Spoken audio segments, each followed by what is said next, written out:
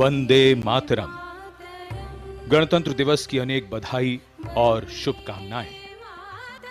हमारे प्यारे भारत की पुण्य भूमि पर एक नई सुबह, नए संदेश को लेकर आई ये सुबह, जब भारत मना रहा है अपना 74वां गणतंत्र दिवस। अनगिनत देशभक्तों और देश प्रेमियों ने इस देश को संवारने में अपना योगदान दिया, कष्ट सहे, बलिदान दिए, देश की माटी को अपने माथे का गौरव बनाकर उसके लिए सर्वस्व निछावर करने को तत्पर रहे हैं। इन्हीं प्रयासों से हम आजाद हुए। आजाद होने के बाद हम लोकतांत्रिक गणराज्य बने, जब हमने अपना संविधान अपनाया। आज हमारे गणतंत्र बनने की सालगिरह है। इस बार निखरे और संवरे कर्तव्य पथ पर सजावट पहले से बेहतर है। दर्शकों की आकर्षक दीर्घाएं हैं, जनसमूह में उत्सुकता और जोश है। आज बसंत पंचमी का त्योहार भी है। बसंत पंचमी की अनेक शुभकामनाएं। मकर संक्रांति से उत्तरायण हुए सूर्य का असर अब मौसम पर साफ दिखने लगा है। आज की सुबह का मौसम शानदार गणतंत्र दिवस परेड के बिल्कुल अनुकूल है। कर्तव्य पथ गणतंत्र दिवस समारोह का मुख्य आयोजन स्थल है। राष्ट्र अपने अमृत महोत्सव में आज पहली बार कर्तव्य पथ पर परेड का साक्षी बनेगा। गौरवशाली देशवासियों के साथ दुनिया भर के विदेशी मित्रों की मौजूदगी में गणतंत्र दिवस समारोह मनाने का विशेष अवसर है। आज के समारोह में परेड की सलामी भारत की माननीय राष्ट्रपति लेंगी। गणतंत्र दिवस समारोह में मिस्र के राष्ट्रपति महामहिम अब्दुल फतेह अल सीसी हमारे मुख्य अतिथि हैं।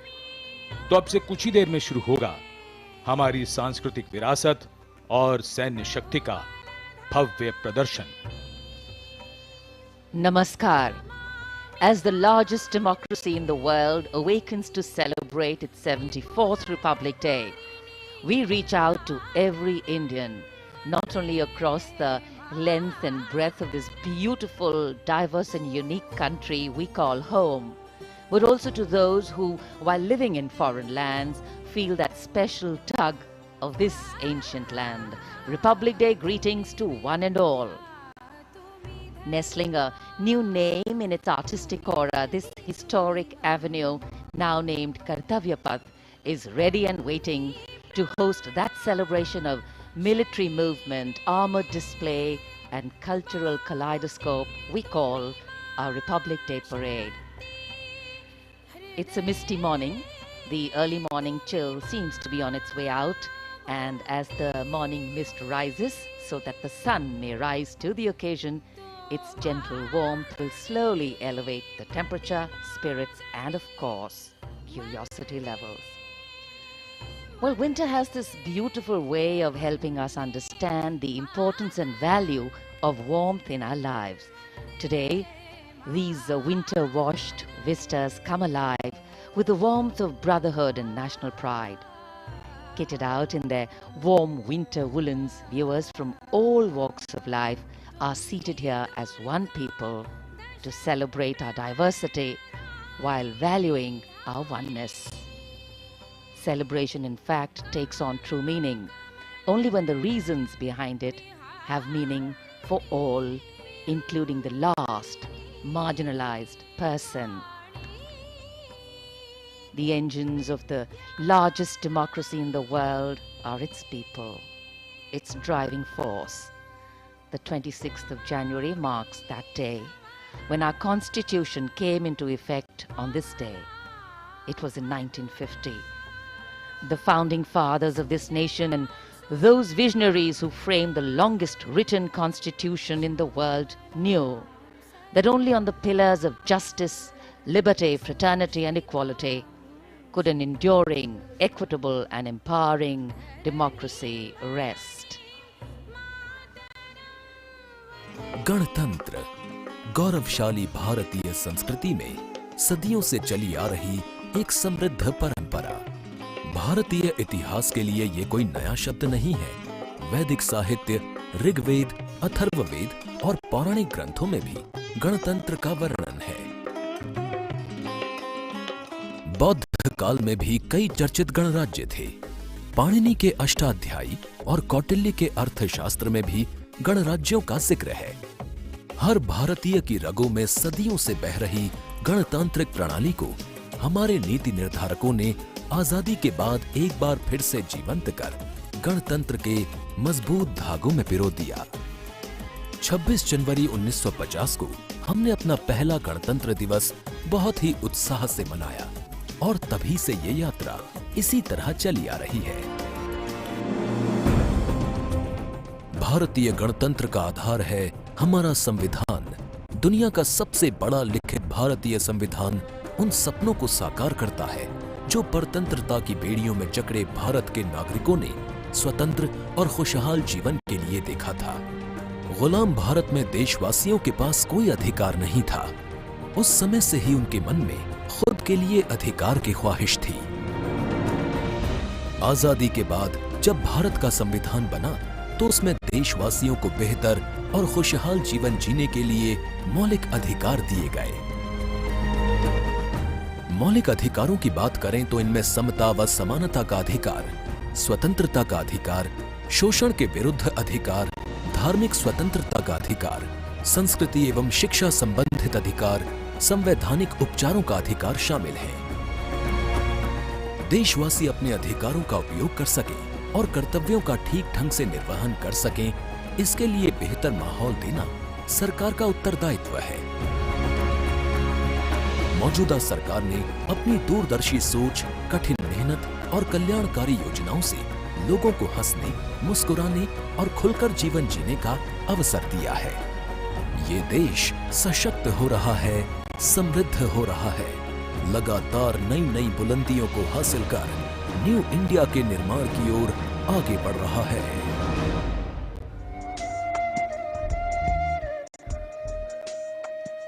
Welcome viewers to the newly refurbished Vista, where this magnificent parade will unfold, a spectacle that happens on the magnificent stretch from Raisina Hills to the National War Memorial, a visual delight for an invited and ticketed audience seated on both sides of the ceremonial boulevard, the newly named Kartavya.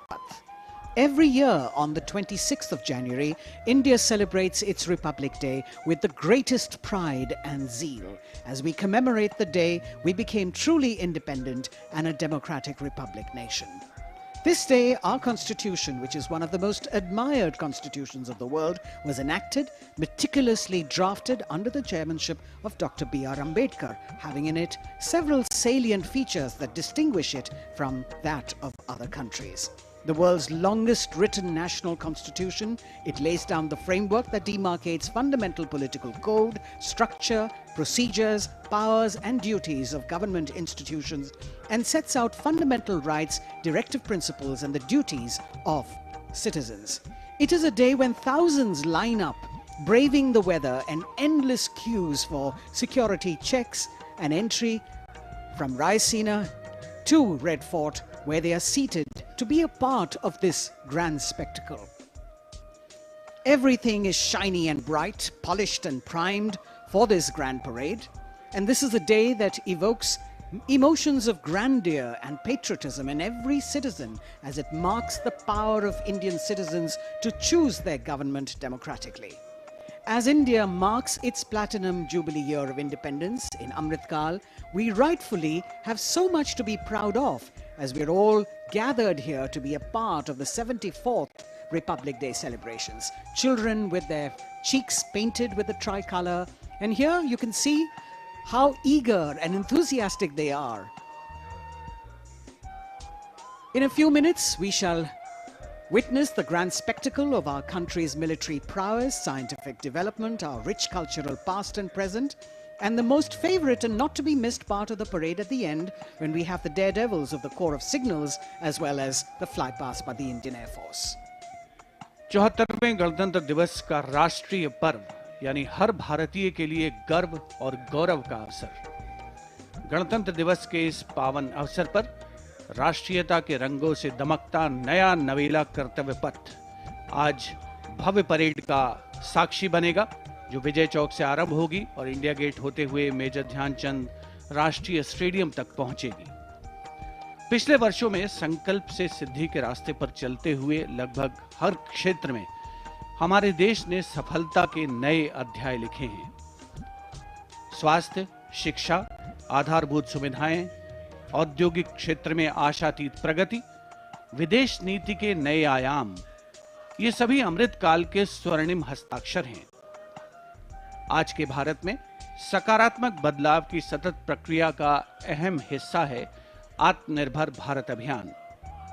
देश के अमृत काल में भारत को G20 जैसी महत्वपूर्ण संस्था की अध्यक्षता का अनुपम अवसर मिला है और G20 का शिखर सम्मेलन इसी वर्ष राजधानी दिल्ली में आयोजित किया जाएगा।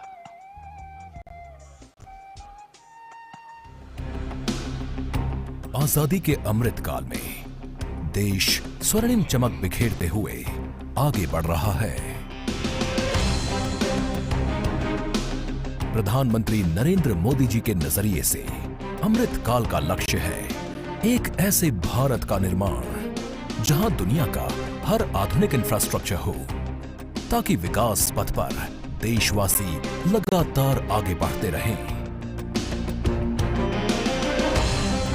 उत्तर पूर्वी भारत में सड़क और रेलवे नेटवर्क के नजरिए से कनेक्टिविटी का नया इतिहास लिखा जा रहा है। एक्ट ईस्ट पॉलिसी से नॉर्थ ईस्ट, बांग्लादेश, म्यांमार और दक्षिण पूर्वी एशिया से भी कनेक्ट हो रहा है।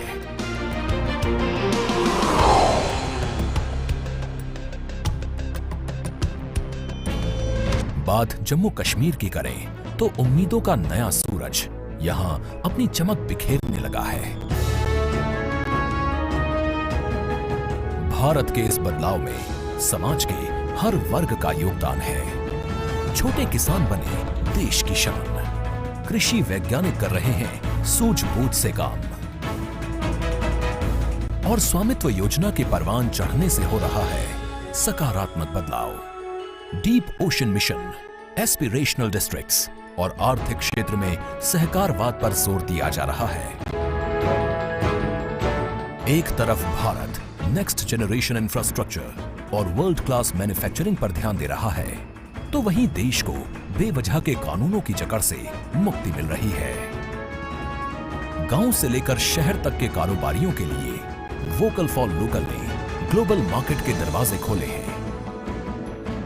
हर एक प्रोडक्ट भारत का ब्रांड एम्बेसडर है। इसी सोच से पूरी दुनिया में भारत की नई छवि बन रही है। शासन में पारदर्शिता का आलम यह है कि दुनिया इस बात की भी साक्षी है कि कैसे भारत अपने यहाँ गवर्नेंस का नया अध्याय लिख रहा है। करोड़ों लोगों को 4 लाख रुपया तक के दुर्घटना और जीवन बीमा की सुविधा मिली। करोड़ों भारतीयों को 60 वर्ष की आयु के बाद एक निश्चित पेंशन की व्यवस्था मिली। अपना पक्का घर, टॉयलेट, गैस कनेक्शन, बिजली कनेक्शन, पानी का कनेक्शन, बैंक में खाता, ऐसी सुविधाओं के लिए तो गरीब सरकारी दफ्तरों के चक्कर काट काट करके उनकी जिंदगी पूरी हो जाती, वो हार जाते थे। हमारी सरकार ने इन सारी परिस्थितियों को बदला। यहाँ 21वीं सदी की जरूरतों को पूरा करने वाली नई राष्ट्रीय शिक्षा नीति है। हर वर्ग के छात्र जब मातृभाषा में पढ़कर प्रोफेशनल्स बनेंगे तो उनके सामर्थ्य के साथ न्याय होगा। भारत के लिए गौरव की बात है कि शिक्षा हो या खेल, बोर्ड्स परीक्षाओं के नतीजे हों या ओलंपिक्स का मेडल, हमारी बेटियां आज अभूतपूर्व प्रदर्शन कर रही हैं। आत्मनिर्भर भारत बनाने के लिए भारत का ऊर्जा के क्षेत्र में आत्मनिर्भर होना अनिवार्य है। इसी दिशा में एक सार्थक पहल है national hydrogen mission.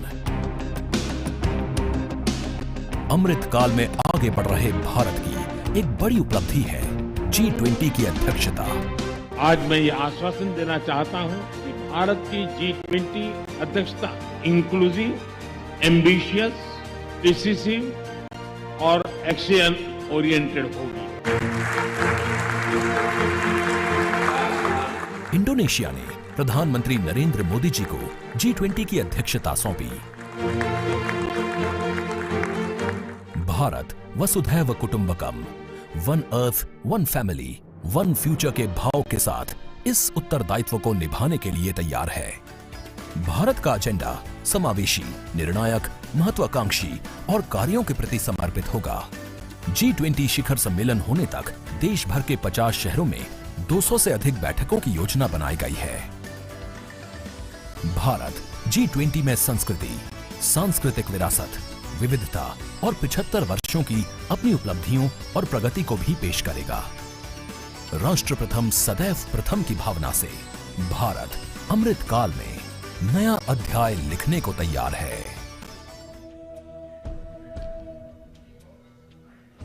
A spectacle of this scale cannot be organized without massive organizational skill and military discipline, planning from a multitude of agencies. And each year, the parade showcases and celebrates our military might, the cultural diversity, and the tableaux depicting the progress and achievements, the rich traditions of music, dance, our soldiers, our freedom fighters, the brave children, the many talented other children and youth who take part in the parade, all coming together in the biggest event in the capital city. Thousands of participants who brave months of preparations under the most tough weather conditions and the tightest and most elaborate security arrangements to put up a spectacular, colorful and scrupulously choreographed show that is beamed across the country and beyond for everyone to see India at its most fine. The parade itself begins at Raisina Hill, Vijay Chowk, and traverses through Kartavya Path up to the National War Memorial and then goes on to Red Fort, a distance of around 8 kilometers. Special mention must be made of the departure from protocol this year to include in its invited guests. Right now you're seeing on the screen the many children who've been invited here, but essentially we're talking about the unsung heroes of our country, the Shram Yogis, who have contributed to the construction and renovation of this vista on which we are today. The power corridor, the new parliament and the executive enclaves of the Vice President and the Prime Minister's office and residence. These are workers and also street vendors, milk and vegetable vendors who are occupying the enclosure which is opposite the saluting base, being given the pride of place, making the whole event inclusive, participative and truly democratic. A republic that is by the people, of the people and for the people. We also have some 200 students, which you saw a little earlier, students and teachers who will be part of the Prime Minister's initiative of Pariksha Pe Charcha and our special guests of today's parade. The entire stretch from Rashtrapati Bhavan to the War Memorial has been renovated, and it's after 2 years of construction and refurbishment that we're getting to see this aesthetically designed ceremonial boulevard. The audience at Kartavya Path, seated on the newly installed bleachers with retractable seats that have been reduced and reorganized this year for around 45,000 seats, of which 32,000 are for the public. कर्तव्य पथ जो पिछले वर्ष तक राजपथ था, वो central vista के सौंदर्यीकरण और सुधार का परिणाम है। इस पूरे इलाके पर बदलाव की ऐसी बयार चली है जिसने इसके कायाकल्प की प्रक्रिया शुरू कर दी है। वर्षों से जिन बातों की जरूरत महसूस की जा रही थी, उनको ध्यान में रखते हुए सेंट्रल विस्ता का काम जारी है। राष्ट्रीय समर स्मारक इंडिया गेट से आगे और ये कर्तव्य पथ सेंट्रल विस्ता के तहत राष्ट्रपति भवन से लेकर इंडिया गेट तक का क्षेत्र आता है। 100 वर्ष से भी ज्यादा पहले बनाई गई इमारतों की जरूरत वक्त के साथ बदल गई है। इसमें आज के मुताबिक सुविधाएं और जगह को देखते हुए सेंट्रल विस्ता के सौंदर्यीकरण का कार्य शुरू किया गया। रायसीना पहाड़ी पर ऐतिहासिक राष्ट्रपति भवन और रायसीना पहाड़ी के नीचे उतरते ही नॉर्थ ब्लॉक, साउथ ब्लॉक की इमारतें, जहां प्रधानमंत्री कार्यालय और अन्य महत्वपूर्ण मंत्रालय हैं, विजय चौक के उत्तर में लोकतंत्र का मंदिर भारत की संसद है।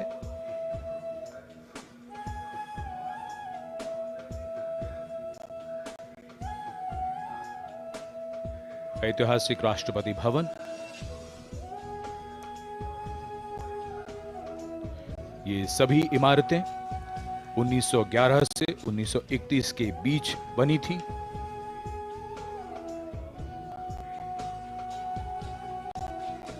इंडिया गेट के आसपास का पूरा इलाका स्थानीय और देशी पर्यटकों और विदेशी पर्यटकों का पसंदीदा स्थान रहता है। काफी समय से ये महसूस किया जा रहा था कि सुविधाओं की कमी पड़ रही है। सेंट्रल विस्टा का यह पूरा इलाका अब बदल रहा है।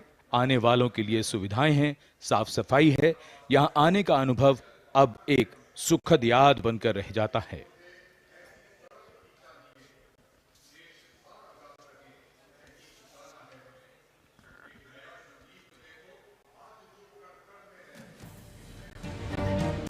नया भारत, नई संभावनाएं, नई उम्मीदें और इन्हीं उम्मीदों को नई उड़ान दे रहा है सेंट्रल विस्टा। ये कहानी है आत्मनिर्भर भारत की। पर्यावरण को बिना कोई नुकसान पहुंचाए रायसीना पहाड़ी और आसपास के दायरे में फैली ये परियोजना किसी सपने को साकार करने जैसी है।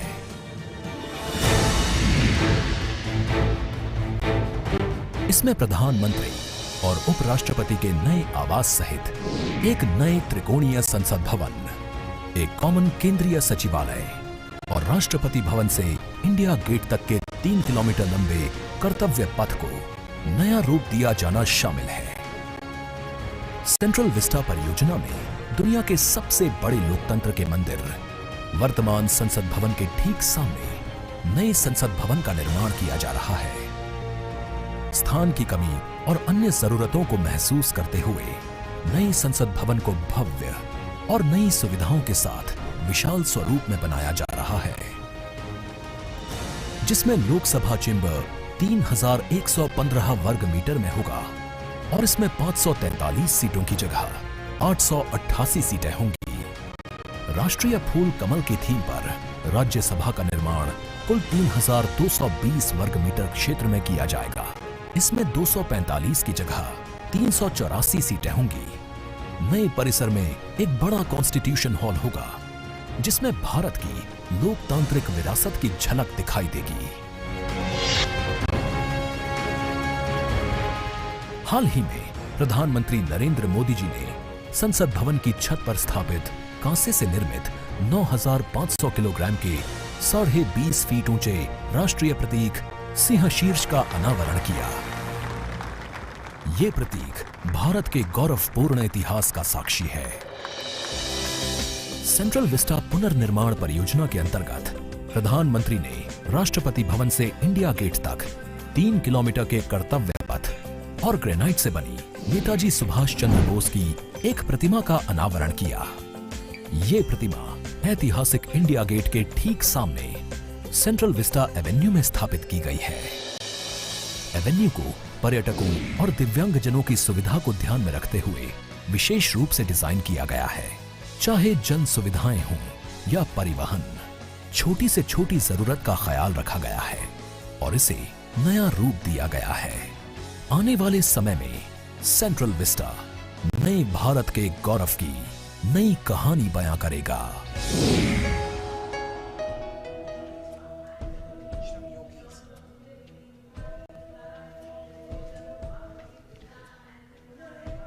Kartavya Path prettified and preening, and it seems that this ceremonial boulevard is very well aware of its importance today, eagerly awaiting the host that is going to happen of medley of music. And here we are, over here in the audience, specially invited Shram Yogis, people who have contributed to actually renovating and redoing this ceremonial boulevard.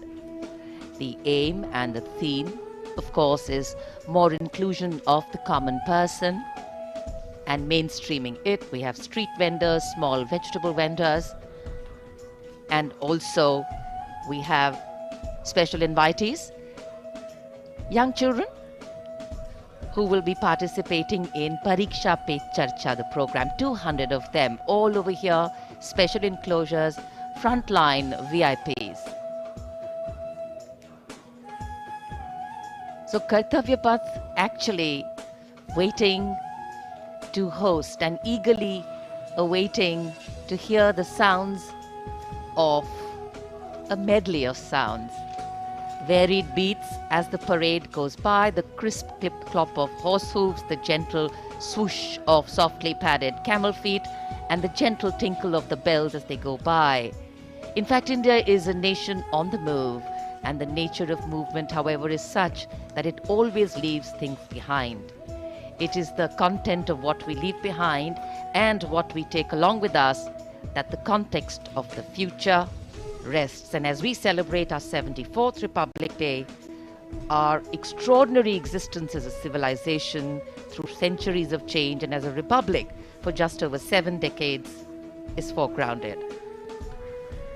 गणतंत्र दिवस parade के दौरान विदेशी अतिथियों की इस राष्ट्रीय पर्व के समारोह में भाग लेने की विशिष्ट परंपरा रही है।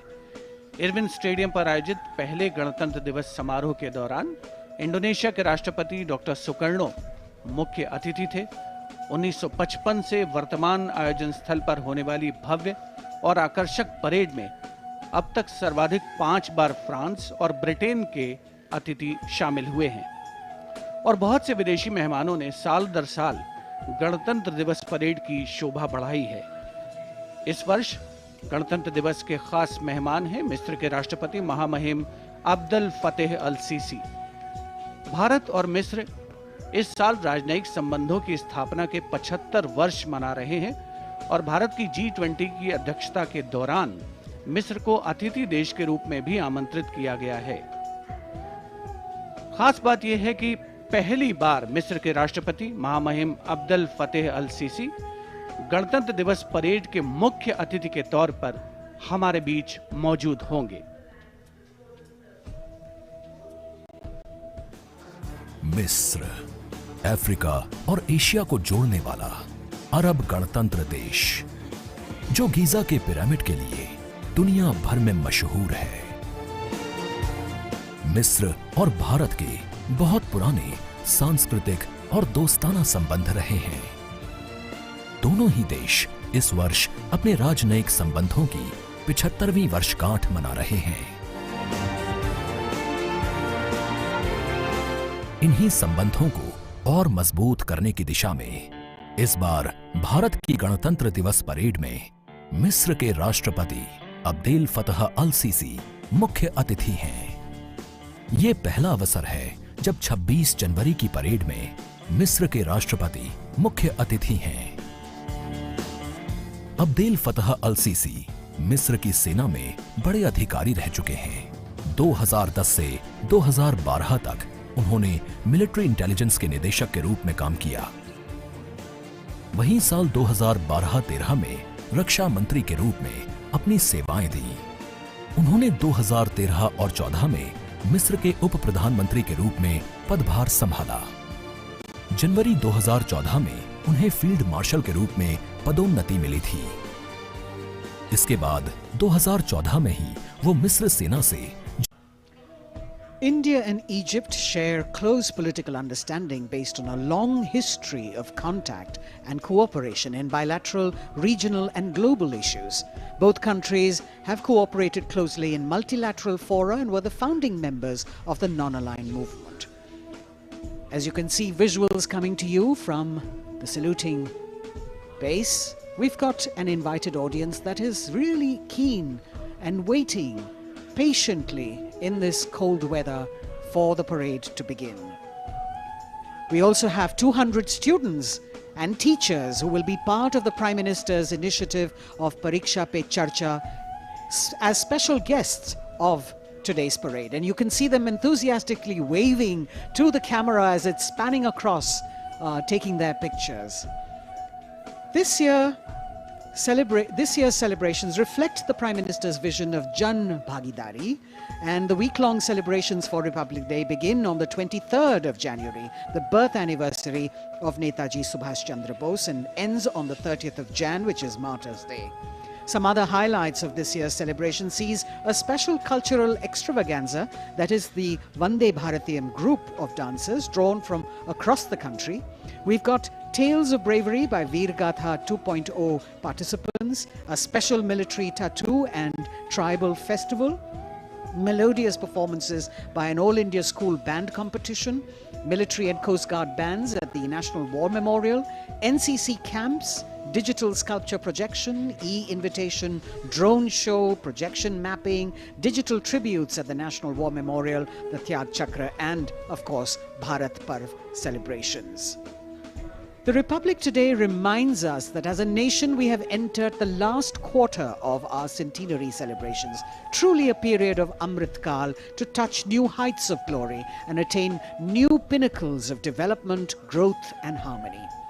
We should also all pledge today to work together and leave no stone unturned towards taking the nation forward and always serving the nation first before self.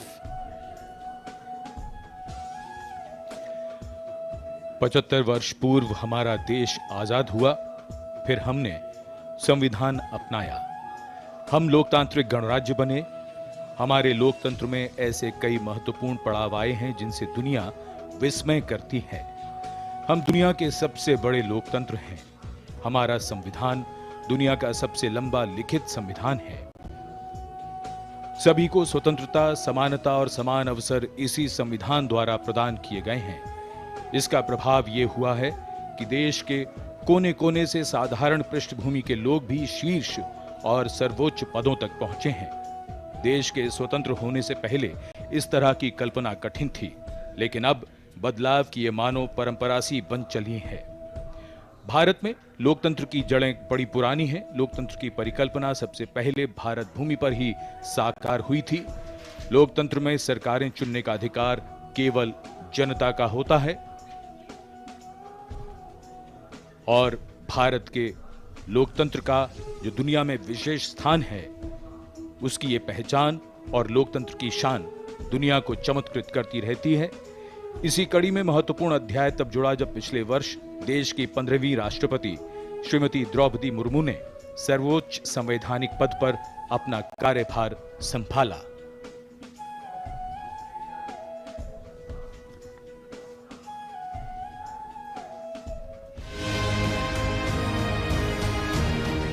दुनिया के सबसे बड़े लोकतंत्र भारत में पहली बार एक आदिवासी महिला ने राष्ट्रपति का पदभार संभाला है।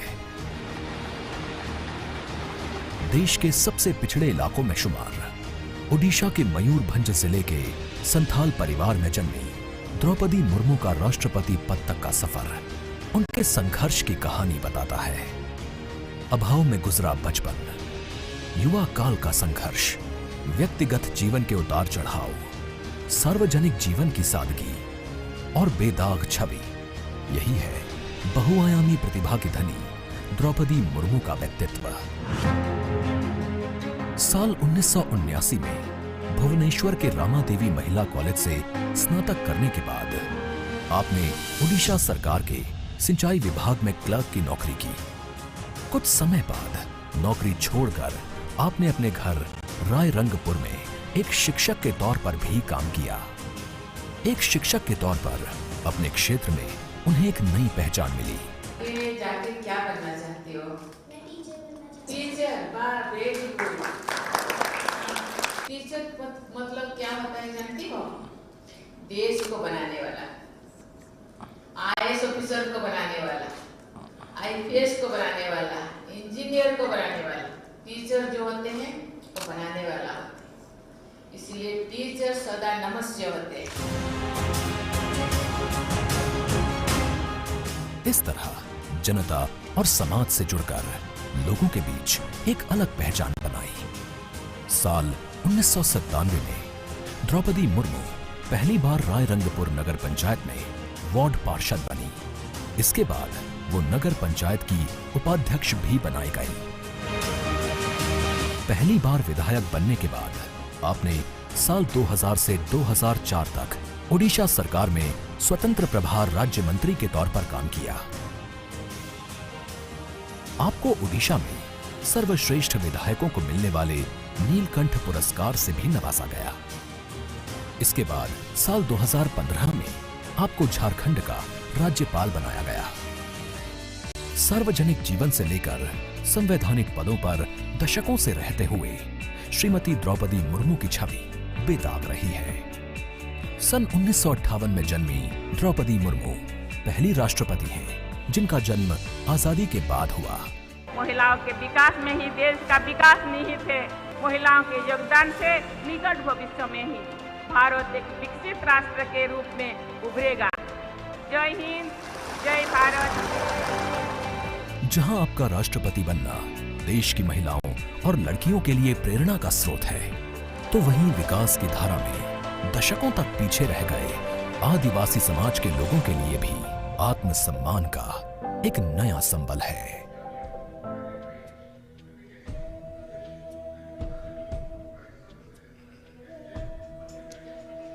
The form of government chosen by the leaders of a nation is a critical determinant of the type of life its citizens and future generations will live.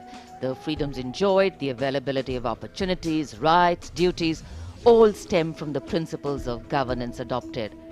When India chose to become a republic, it was as a recognition of the importance of the power of the people in choosing their representatives and governing through them.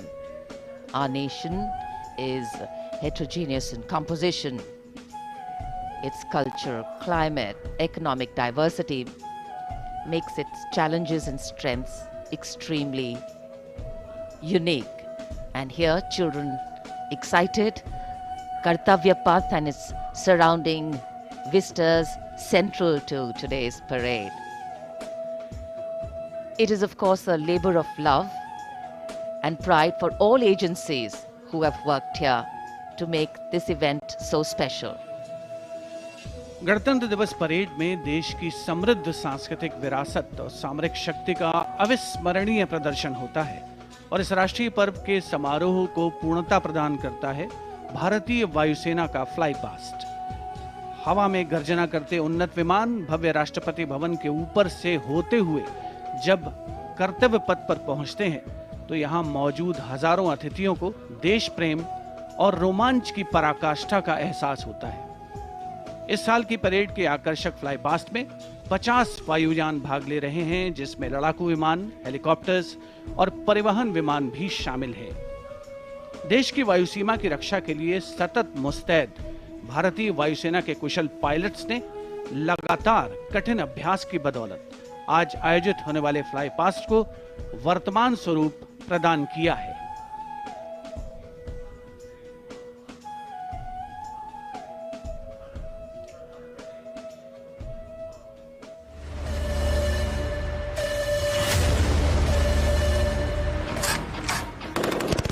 भारतीय सेना के शौर्य, पराक्रम और अदम्य साहस के गौरवशाली प्रदर्शन को समेटे गणतंत्र दिवस पर होगा भव्य फ्लाई पास्ट। इस ऐतिहासिक फ्लाई पास्ट में 44 एयरक्राफ्ट दिखाएंगे आकाश में साहसिक करतब। कर्तव्य पथ साक्षी बनेगा जैगुआर, सुखोई, अपाचे और राफेल जैसे एयरक्राफ्ट के हैरत अंगेज कर देने वाले एयर शो का।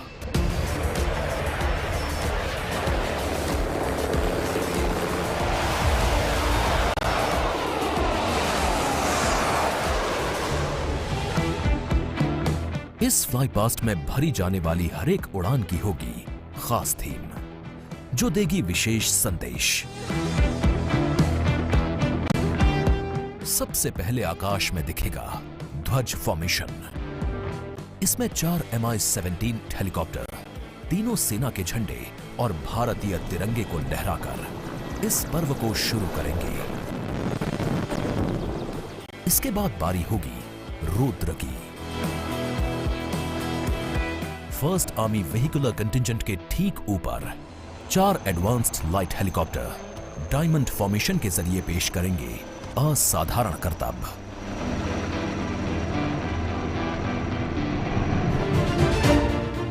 1000 फीट की ऊंचाई पर 3 सुखोई 30 लड़ाकू विमान आसमान में धुएं से बनाएंगे त्रिशूल फॉर्मेशन। ये शक्ति और साहस का प्रतीक होगा। एयर शो का दूसरा हिस्सा देखने को मिलेगा गणतंत्र दिवस परेड के बाद।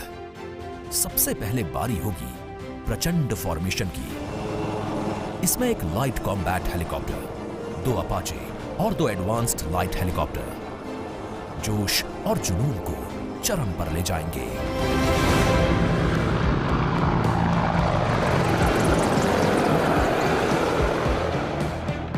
इसके बाद अगले कुछ मिनट तक आसमान में हैरत अंगेज कारनामों से आपको रोमांच से सराबोर करने के लिए वायु योद्धा पेश करेंगे तिरंगा फॉर्मेशन। इसमें शामिल होंगे 5 सारंग एडवांस्ड लाइट हेलीकॉप्टर।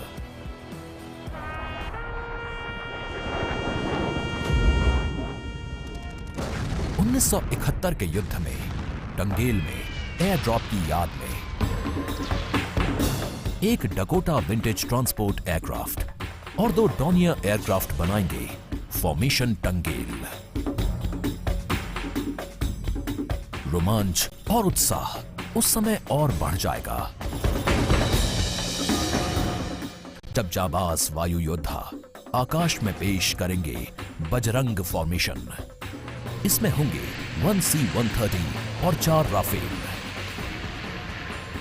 इसके बाद 4 राफेल लड़ाकू विमान और एक Boeing E-7 airborne early warning and control system करतब दिखाने के साथ ही अपनी ताकत का प्रदर्शन करेंगे नेत्रा फॉर्मेशन में।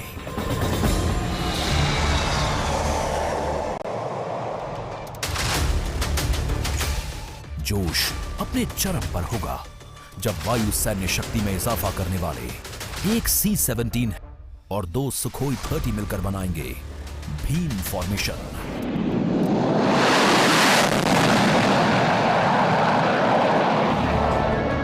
आकाश में नजरें टिक जाएंगी जब 6 जैगवार विमान बनाएंगे formation Amrit.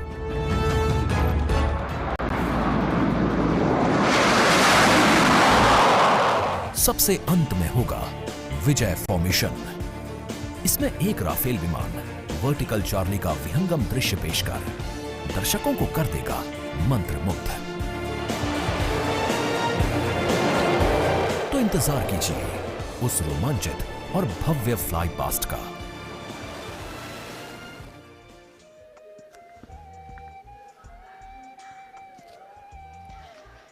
The Indian Air Force, considered one of the stronger air power forces in the world, our men and women in blue, in keeping with their motto, will also touch the sky with glory here at the Republic Day Parade. From the showering of flower petals as the parade begins to the much-awaited breathtaking finale, the fly past towards the closure of the parade, 45 Indian Air Force aircraft, 1 from the Indian Navy and 4 helicopters from the Indian Army will participate in today's parade. So a misty morning here in New Delhi. The wind chill factor seems to be picking up. In fact, the day dawned and it was anticipated that the sun would shine very clearly quite early. But you know how it is with the weather gods. And here, I'm sure people who haven't brought their headgear with them are regretting the fact the mist seems to be giving a very romantic hue to this whole vista. Before the parade begins, the Prime Minister will be laying a wreath as homage to our brave warriors who laid down their lives fighting for the country. And of course, as we earlier shared with you, the arrangements, a lot of effort has gone into making the arrangements here. We have the communication for the fly past control and coordination being done by the 1 Air Force Formation Signal Regiment's Communication and Control Center under the leadership of the regiment's commanding officer, Colonel Manjunath Raju. Work, effort, training, and discipline. There is, of course, the All India Radio commentary, which will go live. The CPWD has also worked very hard and the exceptional quality of the sound system that covers Kartavya Path has been arranged by the 1 Army Headquarters Signal Regiment Center under the command of Colonel Rajkumar Mishra, with Lieutenant Colonel Reddy as the officer commanding Public Address Section.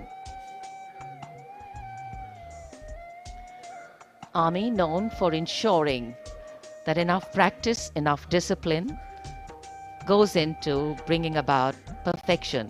And this is a program, this is a celebration, which is a national celebration. And visual images have an impactful way of imprinting themselves on our mind. And many images, in fact, today will continue to endure over time and form lasting memories. कर्तव्य पथ पर इस बार इंतजाम बेहतर और काफी व्यवस्थित तरीके से यहाँ पर सभी की व्यवस्था की गई है। पूरे कर्तव्य पथ पर 10 LED स्क्रीन्स भी लगाए गए हैं और ये सलामी मंच के सामने सारनाथ के प्रसिद्ध सिंह शीर्ष का प्रतिरूप बनाया गया है। विश्व शांति और एकता का प्रतीक हमारा ये राष्ट्रीय चिन्ह है। भारत सरकार ने ये चिन्ह 26 जनवरी सन 1950 को अपनाया। वसुधैव कुटुंबकम, भारत का मानचित्र और राष्ट्रीय पक्षी मोर, ये सभी इसी राष्ट्रीय चिन्ह के नीचे देखे जा सकते हैं। इसी के नजदीक सैन्य बैंड वादकों का दल है जो राष्ट्रपति के आगमन और प्रस्थान पर राष्ट्रगान की धुन बजाएगा। मिलिट्री बैंड दस्ते की कमान संभाली है सूबेदार मदन सिंह ने और पाइप और ड्रम बैंड सूबेदार मेजर बसवराज वग्गे की कमान में। गणतंत्र दिवस समारोह में 21 तोपों की सलामी लेफ्टिनेंट कर्नल विकास कुमार की कमान में दी जाएगी।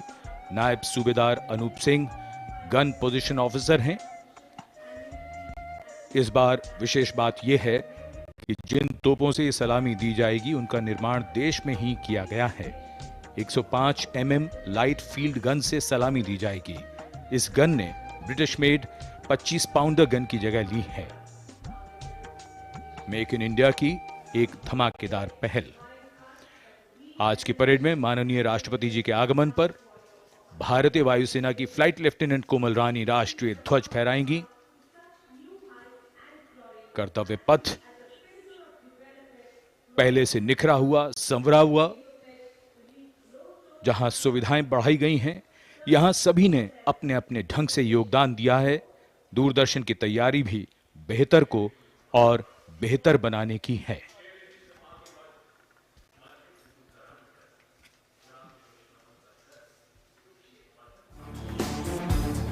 A picture speaks 1,000 words. And Doordarshan ensure its viewers that they feel the picture-perfect live telecast of 74th Republic Day Parade 2023. To ensure the seamless and smooth live telecast to you. All in magnificence, Team Doordarshan working tirelessly.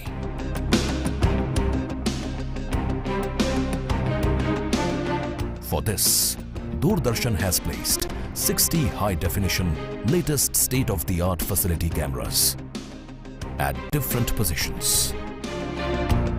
From Rashtrapati Bhavan to National War Memorial. 2 PTZ camera placed inside presidential enclosure to capture the close-up of VVIPs. 1 PTZ has been placed on top of retractable roof of presidential enclosure. For a versatile and the bigger picture of Kartavya Path. 2 Jimmy jibs and 1 180-degree fisheye camera to ensure each and every moments will be captured. 15 cameras have been installed at National War Memorial. We have 2 Jimmy jibs at NWM.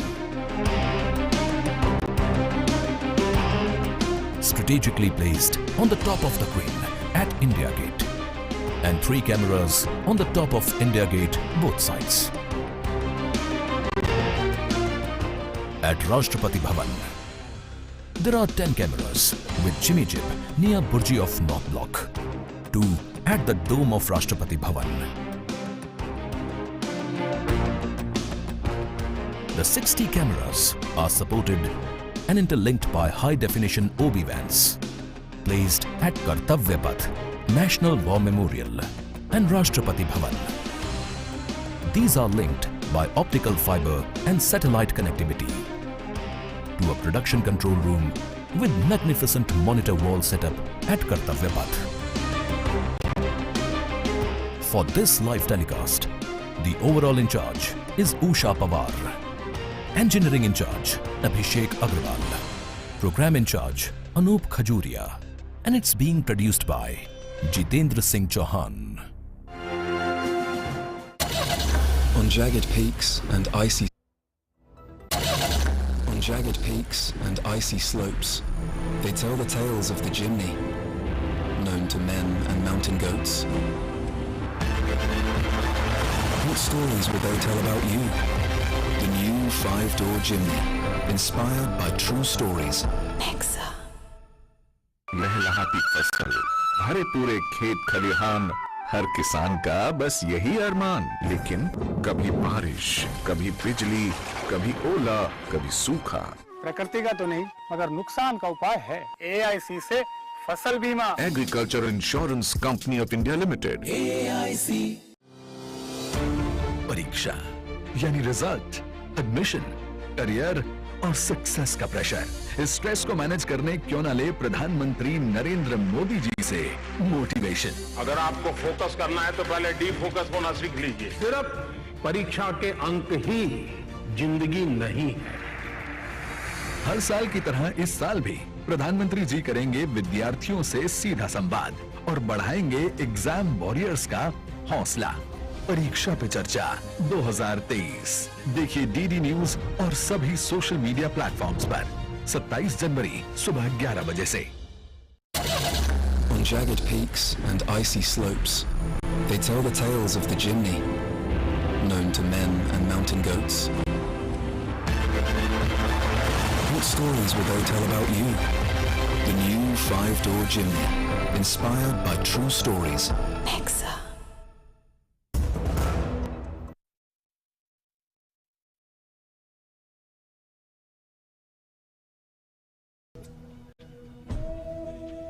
An important marker of the start of the Republic Day Parade is the customary homage paid by the Prime Minister as he leads the nation in paying tribute to the martyrs at the National War Memorial. An inter-services guard is formed by 7 soldiers representing the armed forces, and this year will be commanded by an Air Force officer, Squadron Leader Akash Gangas. A war memorial is a building, monument, statue or an edifice to celebrate a war or victory or to commemorate those who died or were injured in war. Since independence, more than 26,000 soldiers of the Indian Armed Forces have made the supreme sacrifice to defend the sovereignty and integrity of the country, and the National War Memorial represents the gratitude of a nation to its armed forces. This memorial has a distinct scheme of concentric circles wherein you've got the Amar Chakra, circle of immortality, the Veer Tar Chakra, which is the circle of bravery, the Tyag Chakra, or the circle of sacrifice, and the Raksha Chakra, which is the circle of protection. You can see the names here of the 26,000 soldiers who have made the supreme sacrifice, embossed in gold on granite tablets.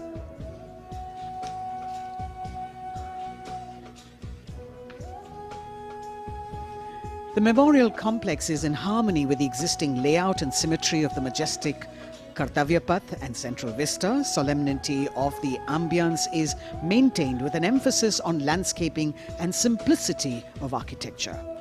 Apart from the main memorial, there is a dedicated area for the busts of soldiers who've been conferred with the Paramveer Chakra, the nation's highest gallantry award.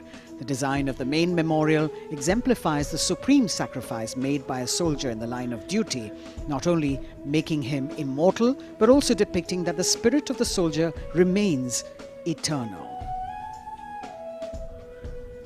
The covered gallery that exhibits 6 murals crafted in bronze depicting the valiant battle actions of the armed forces.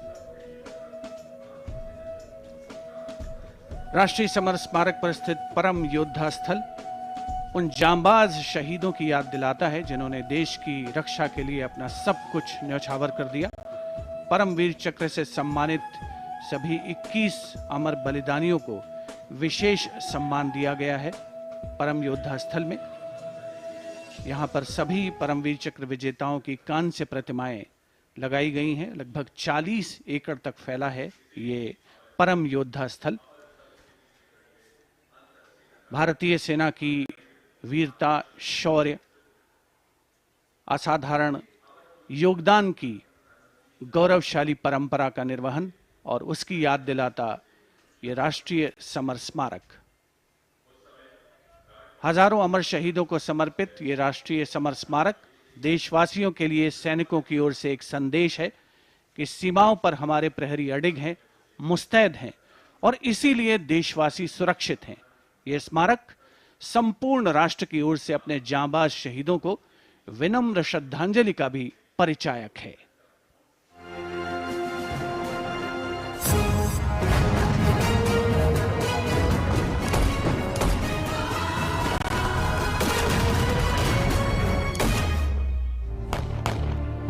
मातृभूमि की रक्षा के लिए अपने प्राणों की आहुति देने वाले सैनिकों के त्याग, समर्पण और शहादत का गौरवशाली प्रतीक है राष्ट्रीय समर स्मारक। आजादी के बाद के युद्धों और ऑपरेशंस में जान देने वाले लगभग 26,000 सैनिकों के सम्मान में इंडिया गेट के ठीक सामने बनाया गया है नेशनल वॉर मेमोरियल। 25 फरवरी 2019 को प्रधानमंत्री नरेंद्र मोदी ने राष्ट्रीय समर स्मारक देश को समर्पित किया। ये उन शहीदों को नमन करने का अनुपम माध्यम है जिन्होंने अदम्य साहस और पराक्रम के साथ सर्वोच्च बलिदान देते हुए तिरंगे की आन, बान और शान को बनाए रखा। चक्रव्यूह रचना से प्रेरणा लेते हुए 40 एकड़ के क्षेत्र में राष्ट्रीय समर स्मारक का निर्माण किया गया है। इसे मुख्य रूप से 4 चक्रों में डिजाइन किया गया है। अमर चक्र केंद्रीय चक्र है और बीचों बीच स्थित है। ये अमरता का प्रतीक है। इसके केंद्र में एक स्तंभ है जिसमें अमर जवान ज्योति हमेशा प्रज्वलित रहती है। ये 15 मीटर ऊंचा स्तंभ दिखाता है कि देश के सैनिकों का हौसला अटल और अडिग है।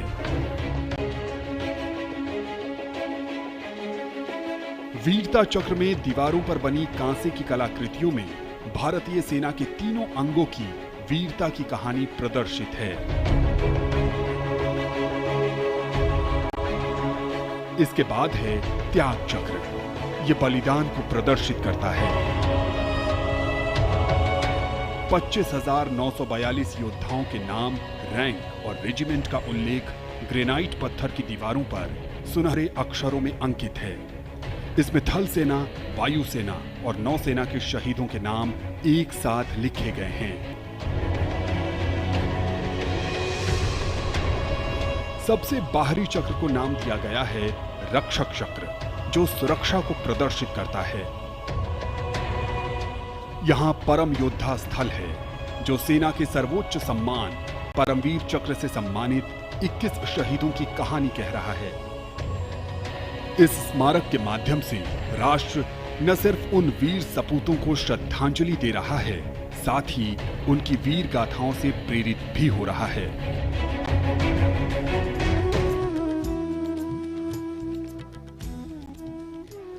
Time moves on, leaving in its wake stories, memories and heroes.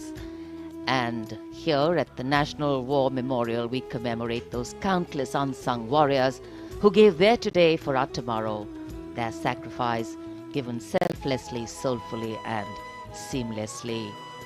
In fact, the call of duty, when it beckons, drowns out everything else. Every soldier considers it a matter of honor to fight for the country.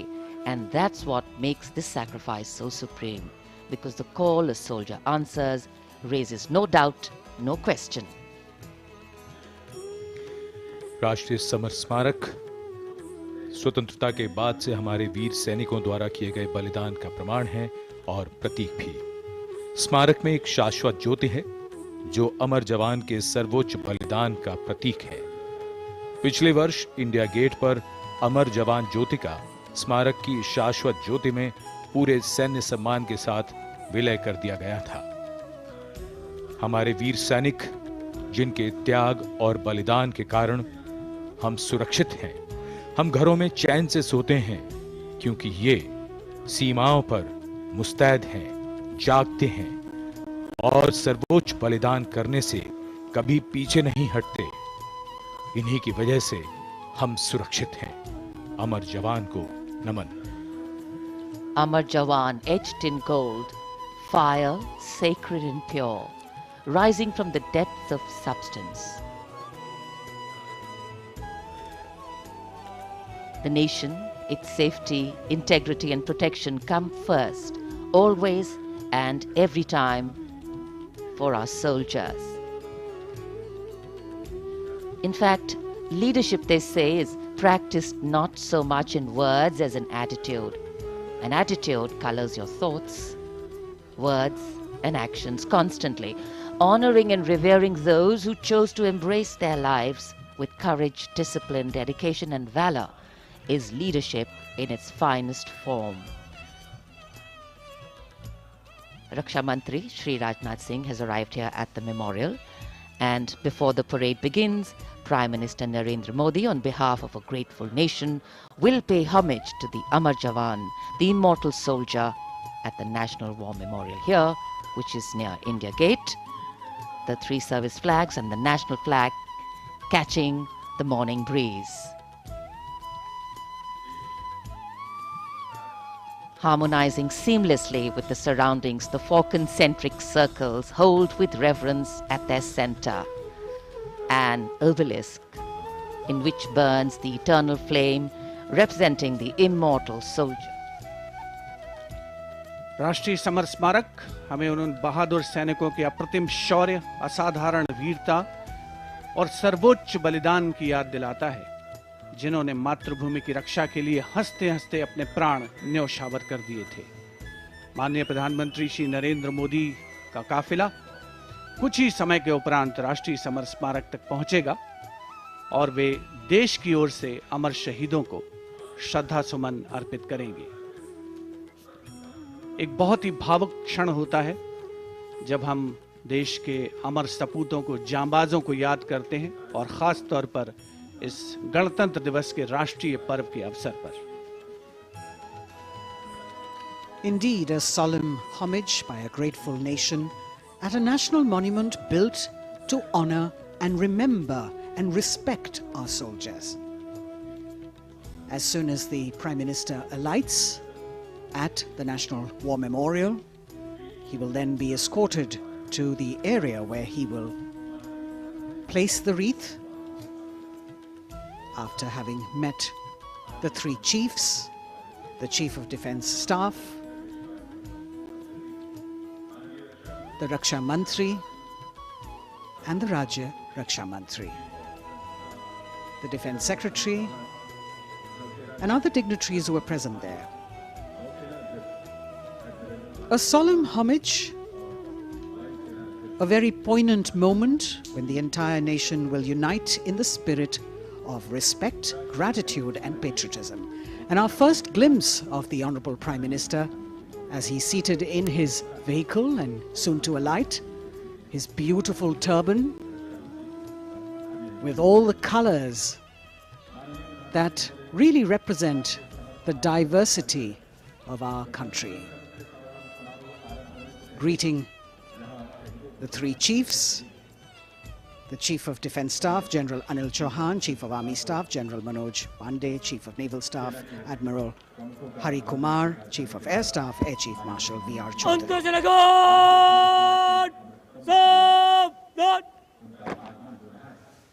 The sacrifices of our soldiers did not go in vain, as a grateful country stands now to honor and respect the supreme sacrifice made by thousands of soldiers.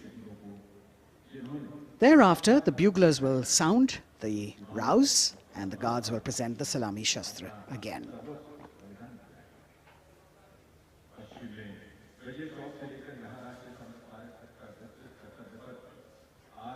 The Inter-Services Guard, formed by 7 soldiers representing the armed forces, this year commanded by an Air Force officer, squadron leader Akash Gangas.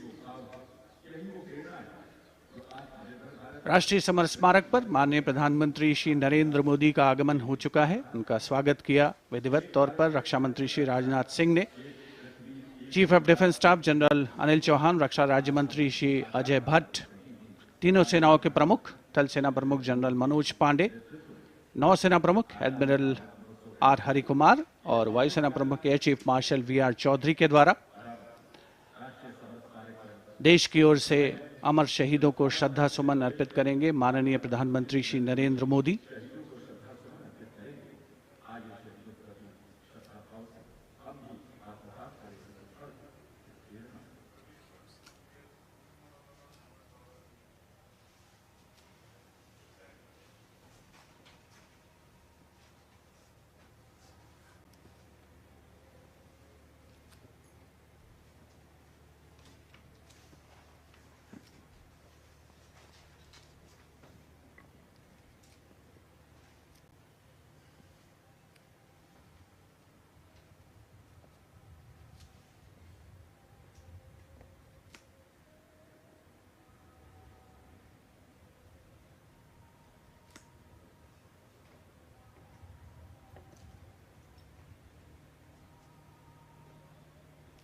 अंतर्जन guard सलामी शस्त्र,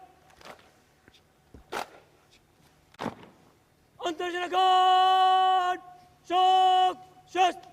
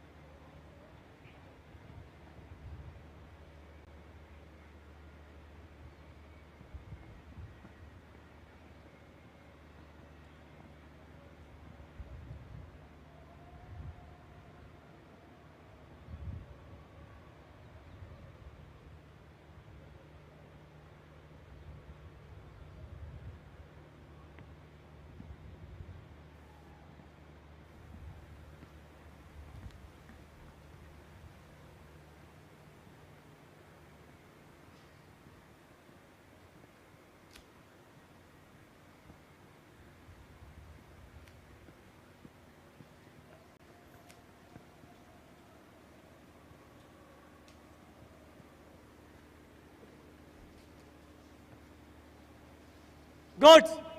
Antarjana Guard! Salame! Shast!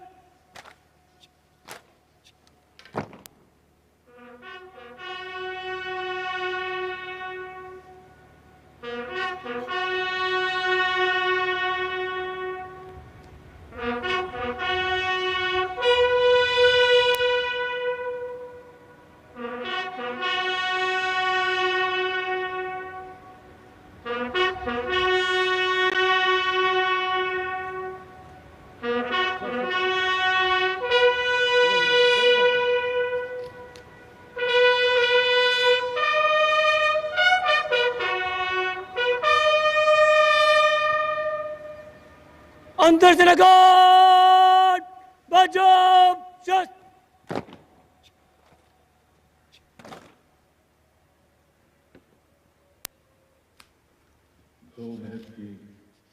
The buglers sounding the rouse, and the guard commander, squadron leader Akash Ganghas, ordering Salami Shastra or salute with arms, marking the completion of 2 minutes of silence. Silence, eclipsing words, till nothing is heard. Peaceful, tranquil, some hearts beating, but some now still. The circular wreath, symbolic of eternity, the continuity of life with no beginning, no end, and the evergreens used in the wreath signifying everlasting life. In the words of Adlai Stevenson, patriotism is not short, frenzied bursts of emotion, but the tranquil dedication of a lifetime. And that's what it is for our men and women in uniform. The Prime Minister now moving towards where the digital ceremonial book is there to inscribe his feelings. राष्ट्रीय summer स्मारक पर माननीय प्रधानमंत्री द्वारा अमर जवानों को श्रद्धांजलि अर्पित की गई। हमारे इन वीर जवानों ने मातृभूमि की रक्षा सर्वोच्च बलिदान देकर की है। तन और मन समर्पित करने के बाद प्राण भी समर्पित कर दिए इन अमर शहीदों ने। कैसे शब्दों में बांधें त्याग तुम्हारा, कैसे भावों के समंदर को समेटें तुम्हें याद करते हुए। तुम तो मुझे जानते न थे, मैं भी तुमसे मिला न था। भला अपरिचित के लिए क्या ऐसा भी कोई करता है? हाँ, तुम्हारा मेरा एक अटूट रिश्ता है। हमारी मातृभूमि एक है। भावनाओं का ज्वार मन में उठता हुआ मौन भी शब्द बन जाते हैं।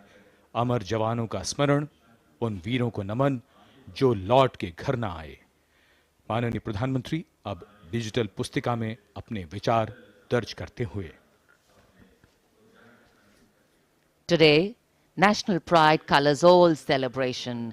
The Indian tricolor, a symbol that brings us all together, that unites us as we bow our heads in reverence and gratitude to all our men and women in uniform who put duty before desire, nation above personal gain, and pride in serving the country before any other notion of comfort.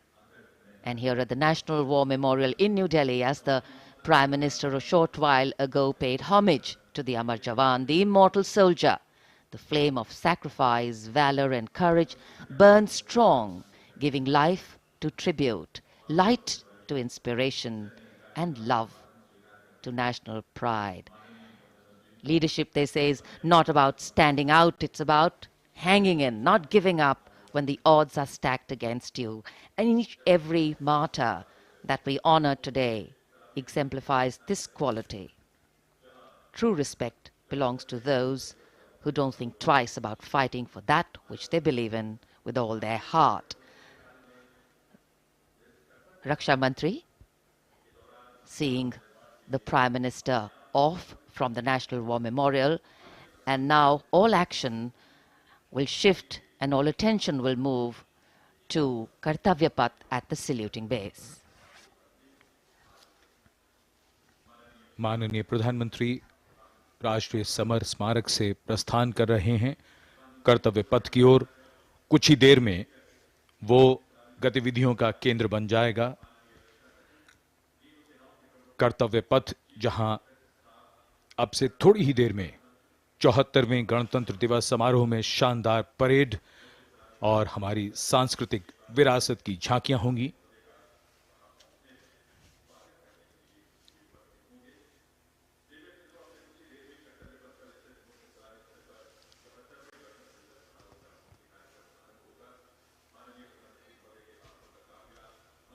आज सुबह धुंध छाई हुई है, लेकिन माहौल और वातावरण जोश से भरा हुआ। 74वें गणतंत्र दिवस समारोह पर कर्तव्य पथ सजा धजा नए रूप में निखरा हुआ और ये दृश्य राष्ट्रपति भवन के, जहां से माननीय राष्ट्रपति जी कुछ ही देर में यहां से प्रस्थान करेंगी।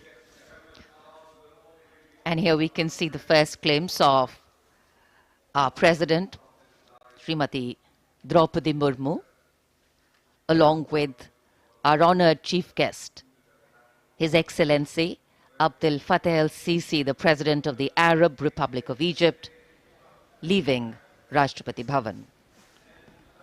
राष्ट्रपति भवन के भव्य दरबार हॉल से देश की राष्ट्रपति, देश की सेनाओं की सर्वोच्च कमांडर माननीय श्रीमती द्रौपदी मुर्मू और हमारे इस वर्ष के गणतंत्र दिवस के मुख्य अतिथि मिस्र के राष्ट्रपति महामहिम अब्दुल फतेह अल सीसी के साथ राष्ट्रपति भवन से प्रस्थान कर रही हैं।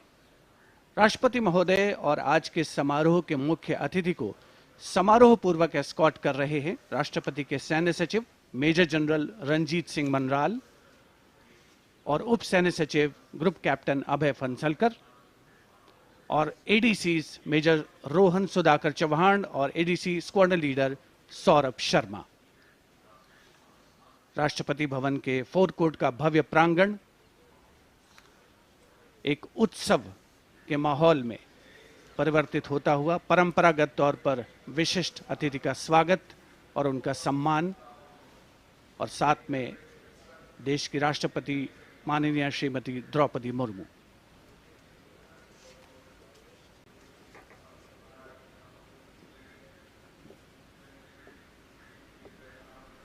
The President's bodyguard ready to salute their Supreme Commander.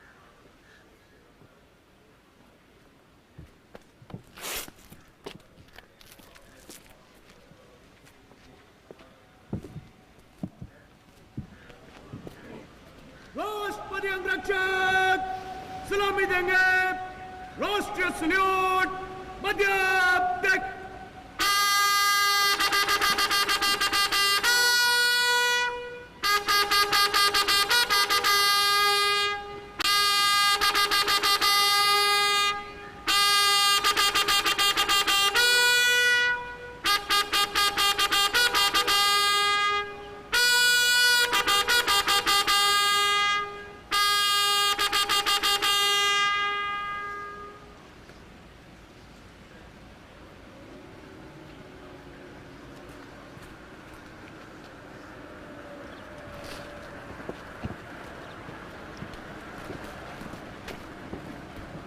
The President and our chief guest for today's parade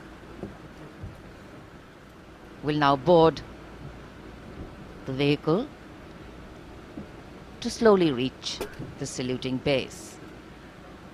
The Commandant of the President's bodyguard, Colonel Anup Tiwari, will be riding to the right of the President's car, leading this elite body of horsemen mounted on his charger Glorious. And to the left of the President's car will be the second in command of the regiment, Lieutenant Colonel Ramakant Yadav, mounted on his charger Sultan. Specially placed cameras over here at the majestic forecourt of Rashtrapati Bhavan, where ceremonial welcomes are given to visiting heads of state. And today, all dressed up as India celebrates its 74th Republic Day, the official residence of the President of India. The President's bodyguard, the senior-most cavalry regiment, it carries out mounted ceremonial duties for the President, and its officers and men are excellent horsemen, trained tankmen, and paratroopers. On either side, tinkling fountains, adding to the air of festivity, ceremony and grandeur. And there right in front, we can see the central dome. And here we come back to Kartavya Path, where the Prime Minister has arrived at the saluting base. कर्तव्य पथ पर सलामी मंच के सामने आगमन हो रहा है दुनिया के सबसे बड़े लोकतंत्र के प्रधानमंत्री श्री नरेंद्र मोदी का 74वें गणतंत्र दिवस समारोह के अवसर पर देश के माननीय प्रधानमंत्री का आगमन।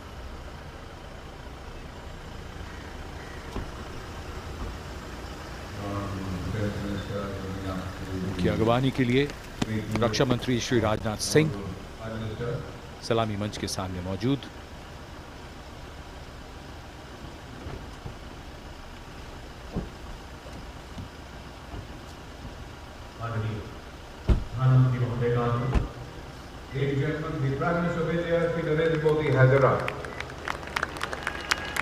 प्रधानमंत्री का आगमन और जाहिर सी बात है बहुत उत्साह, करतल ध्वनि, यहाँ जनसमूह में बहुत उत्साह। The Prime Minister being introduced to the Chief of Defence Staff, the 3 service chiefs, and all the other dignitaries here. And it's definitely an exciting moment for all the viewers who have specially come here. I think for many of them, it's the first time a close-up view of the people who govern them. The Prime Minister moving into the 2 enclosures on either side of the saluting base, greeting people, making a personal connect and warming the weather, the hearts and of course the feelings. माननीय प्रधानमंत्री श्री नरेंद्र मोदी विशिष्ट अतिथि दीर्घा में केंद्रीय मंत्रिमंडल के सदस्यों, वरिष्ठ अधिकारियों, राजनयिकों से मिलते हुए उनका अभिवादन स्वीकार करते हुए गृह मंत्री श्री अमित शाह मौजूद, साथ में राज्यों के मुख्यमंत्री, राज्यपाल, विशिष्ट अतिथिगण आज के इस 74वें गणतंत्र दिवस समारोह में विशेष तौर पर आमंत्रित किया गया है, जिन्हें कुछ ही समय के उपरांत उपराष्ट्रपति महोदय का आगमन होगा कर्तव्य पथ पर, जिनका विधिवत स्वागत किया जाएगा माननीय प्रधानमंत्री श्री नरेंद्र मोदी द्वारा। और यहां रायसीना पहाड़ी से देश की राष्ट्रपति माननीय श्रीमती द्रौपदी मुर्मू का काफिला धीमे धीमे आगे बढ़ रहा है सधे हुए कदमों से।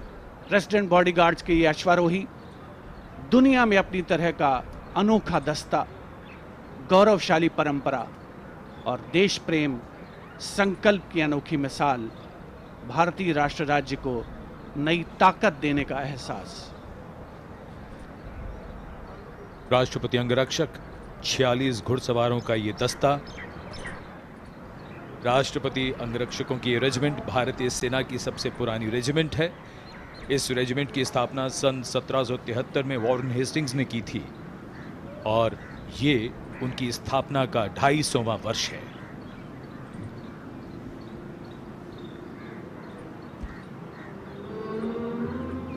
स्वागतम की धुन गूंजती हुई, स्वागतम जिसे पंडित नरेंद्र शर्मा ने शब्द दिए और धुन बनाई पंडित रविशंकर ने, और कर्तव्य पथ पर सलामी मंच के सामने आगमन हो रहा है भारत के माननीय उपराष्ट्रपति श्री जगदीप धनखड़ का। उनका स्वागत किया माननीय प्रधानमंत्री ने।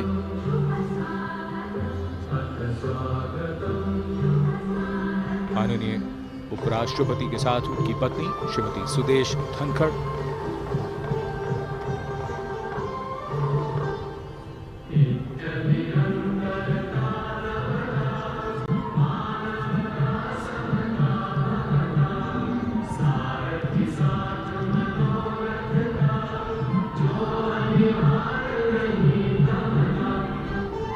Swagatam, we welcome you with open arms and open hearts, and escorting their Supreme Commander, the President's bodyguard, approaching the saluting base in their winter ceremonials. Blue and gold ceremonial turbans, long red coats, gold girdles, white gloves, white breeches, Napoleon boots with spurs. 9 feet, 9-inch long lances, and red and white cavalry pennants.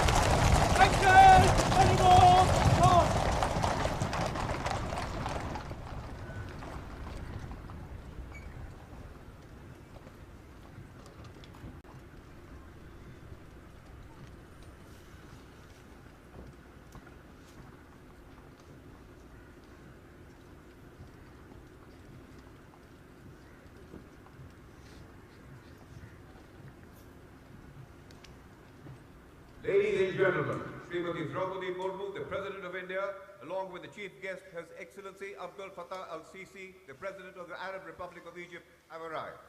देवियों सज्जनों माननीय इसके राष्ट्रपति माननीय श्री अब्दुल फतेह अल-सीसी भी उपस्थित।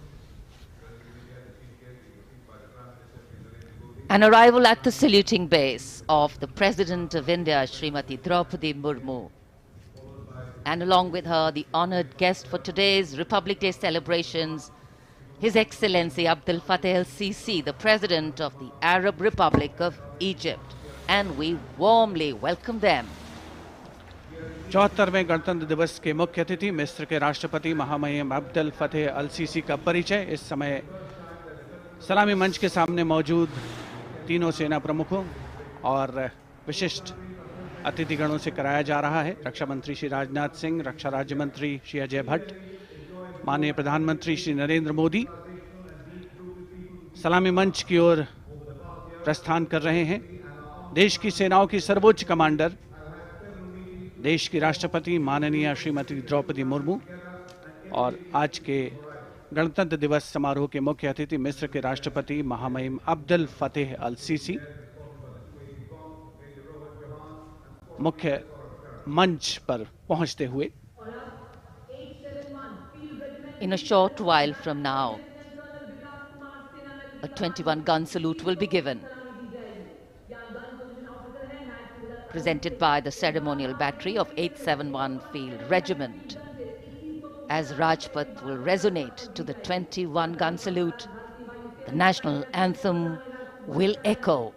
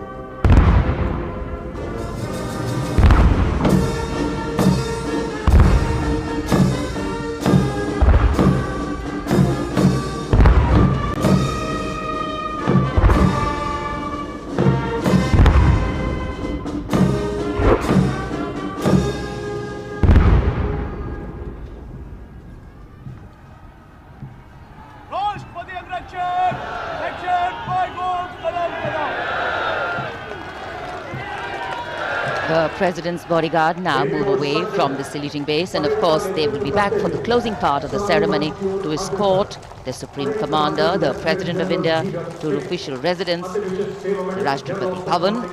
And it's time now for the parade to begin. From the crisp sounds of marching boots set to uplifting martial music, to strong, powerful words of command set to impeccable timing, from the soft sway of our unique camel contingents to the rumbling of our mechanized forces, from the rich tapestry of brilliantly composed tableaux to the rising roar of fighter aircraft, our senses are in for a spectacular lineup, waiting in the wings, literally. General officer को mechanised operation से counter insurgency अब कर्तव्य पथ पर मंजर बदलने वाला है। जमीन और आकाश दोनों तैयार दुनिया के सबसे बड़े लोकतंत्र के भव्य गणतंत्र उत्सव के लिए। भारत के गौरव को उमंग के रंगों में चमकते हुए देखिए। 74वें गणतंत्र दिवस समारोह में आज की परेड के परेड कमांडर लेफ्टिनेंट जनरल धीरज सेठ, AVSM, general officer commanding Delhi क्षेत्र, दूसरी पीढ़ी के सेना अधिकारी हैं। दिसंबर 1986 में इन्हें कमीशन प्राप्त हुआ। इन्होंने अगस्त 2022 में GOC दिल्ली एरिया का कार्यभार ग्रहण किया। आज की परेड के परेड कमांडर लेफ्टिनेंट जनरल धीरज सेठ।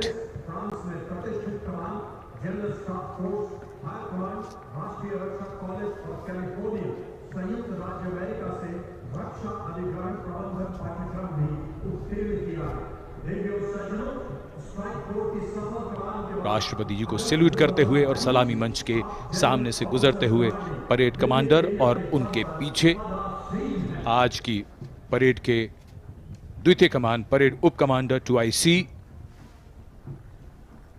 Major general Bhavnish Kumar. इन्हें दिसंबर 1989 में कमीशन दिया गया था। जनरल ऑफिसर ने दिसंबर 2022 को मुख्यालय दिल्ली एरिया में चीफ ऑफ स्टाफ के तौर पर कार्यभार संभाला।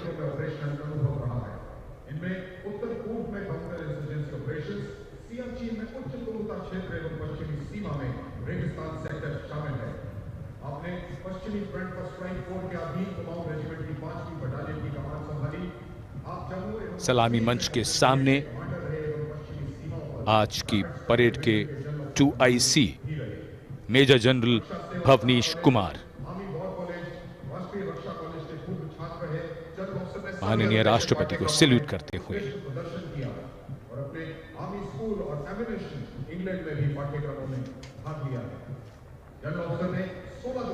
बेहद खास अवसर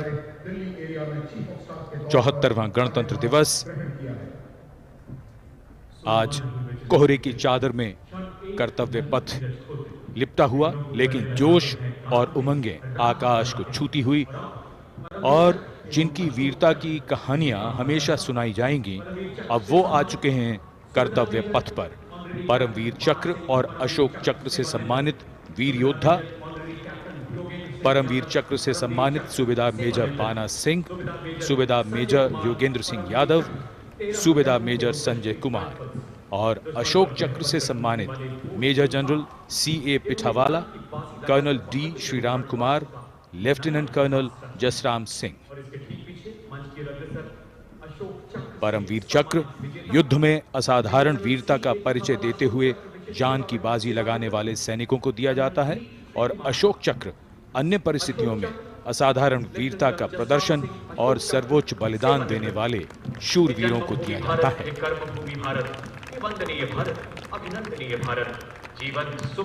इनका जीवन प्रेरणा है।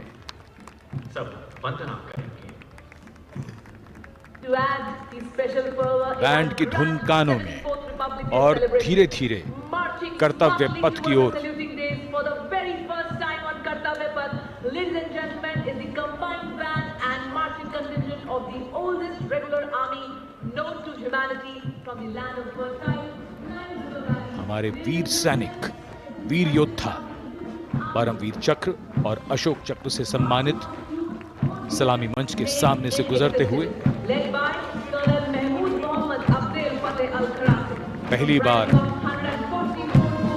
कर्तव्य पथ पर दुनिया की प्राचीनतम नियमित सेना मिस्र की सेना का मार्चिंग और बैंड दस्ता।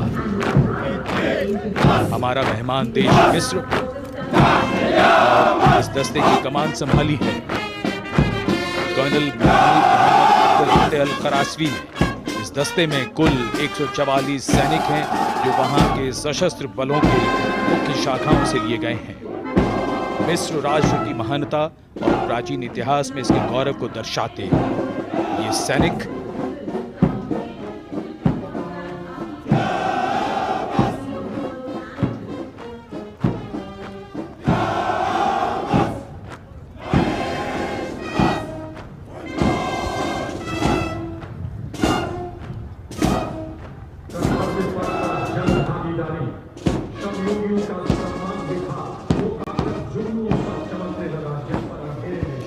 And now, following our guest contingent, the first contingent in the uniform of the 61 Cavalry led by Captain Raizada Shaurya Bali, going past the saluting base. Raised in 1953, 61st Cavalry is the only serving active horse cavalry regiment in the world.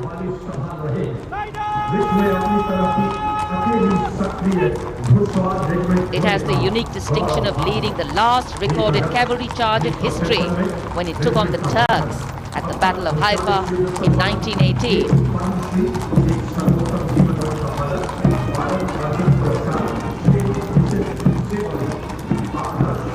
Their motto, Ashva Shakti Yashobal, which means horsepower is forever supreme, and no doubt.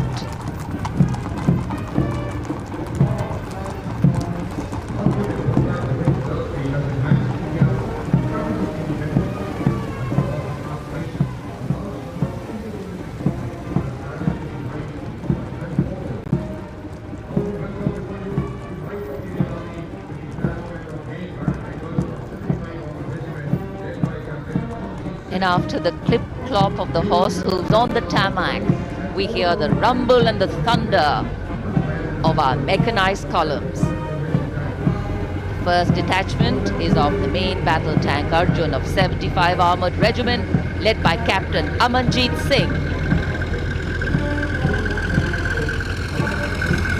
State-of-the-art MBT Arjun, and indigenous development by the DRDO.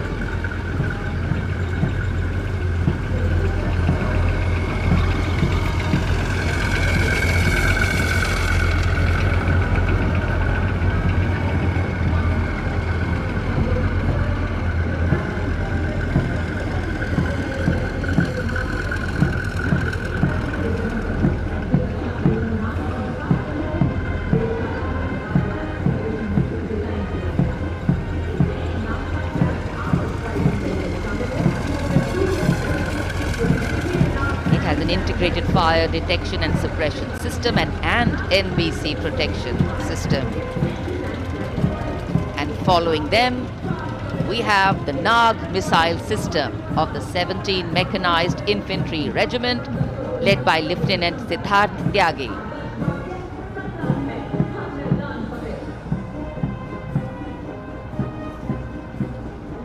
Its crewless turret is capable of firing 6 Nag anti-tank guided missiles. Satra Mek, Har Maidan Fateh, their motto of the regiment. And now approaching the saluting base, the BMP 2 of the Mechanized Infantry Regimental Center, led by Captain Arjun Sidhu of the 6th Battalion Mechanized Infantry Regiment. High mobility, lethal weapon system, night fighting capability, and the motto of the regiment, valor and faith.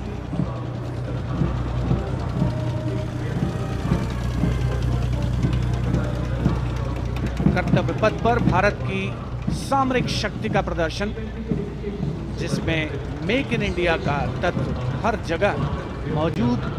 जैसे इस बार गणतंत्र दिवस समारोह में देश में निर्मित हथियारों का प्रदर्शन किया जा रहा है कर्तव्य पथ पर। अगला दस्ता सलामी मंच के सामने पहुंचता हुआ क्विक रिएक्शन लड़ाकू वाहन 3 लद्दाख स्काउट रेजिमेंट के कैप्टन नवीन दत्तरवाल के नेतृत्व में।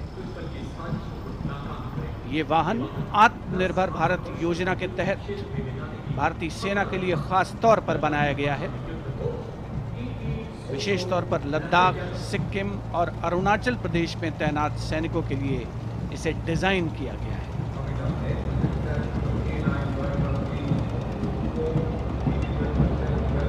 अगला दस्ता सलामी मंच के सामने K9 वज्र टी का है।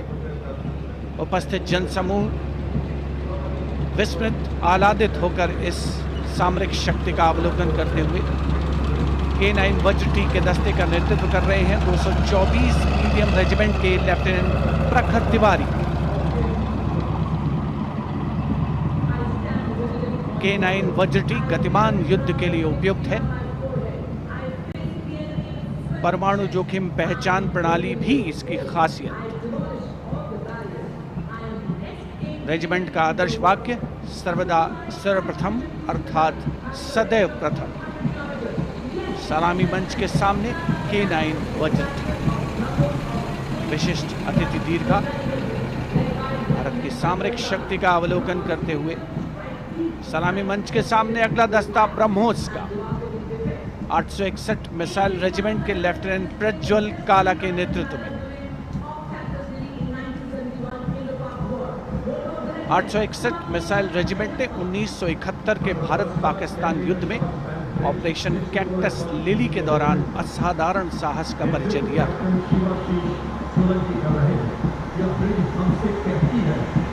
दुनिया की पहली प्रचालन युक्त ब्रह्मोस मिसाइल रेजिमेंट होने का गौरव भी 861 मिसाइल रेजिमेंट को हासिल है। आदर्श वाक्य स्वामी शरणम अय्यप्पा। विशिष्ट दर्शक दीर्घा केंद्रीय मंत्रिमंडल के सदस्य 74वें गणतंत्र दिवस पे भारत की सामरिक शक्ति के साक्षी बनते हुए अगला दस्ता 10 मीटर शॉर्ट स्पैन ब्रिज का है। 64 असॉल्ट इंजीनियर रेजिमेंट के 10 मीटर शॉर्ट स्पैन ब्रिज का नेतृत्व कैप्टन शिवाशीष सोलंकी कर रहे हैं। रेजिमेंट का आदर्श वाक्य अग्रणी अजय, जिसका अर्थ सदैव अग्रणी और Ajay.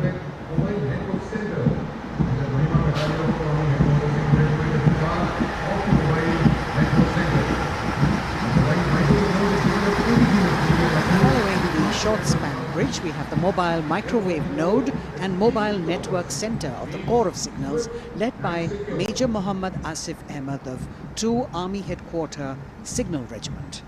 The column consists of 2 vehicles, a mobile microwave node along with the mobile networking center. And this can operate on optical, microwave and satellite media to provide triple play services to include voice, data and video to field formations in active hostilities. Truly the next generation network vehicle, an enabler of network-centric operations.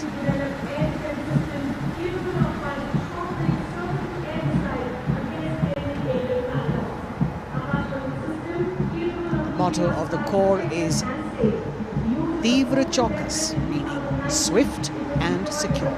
And just behind them, the Akash weapon system of 27 Air Defence Missile Regiment, the Amritsar Airfield, led by Captain Sunil Dasharathe, accompanied by Lieutenant Chetana Sharma of 512 Light AD Missile Regiment. This weapons system is capable of keeping our skies protected and safe. It was used as a potent deterrent in 2019 when it was employed as a countermeasure to Pakistan's Air Force post the Balakot airstrikes.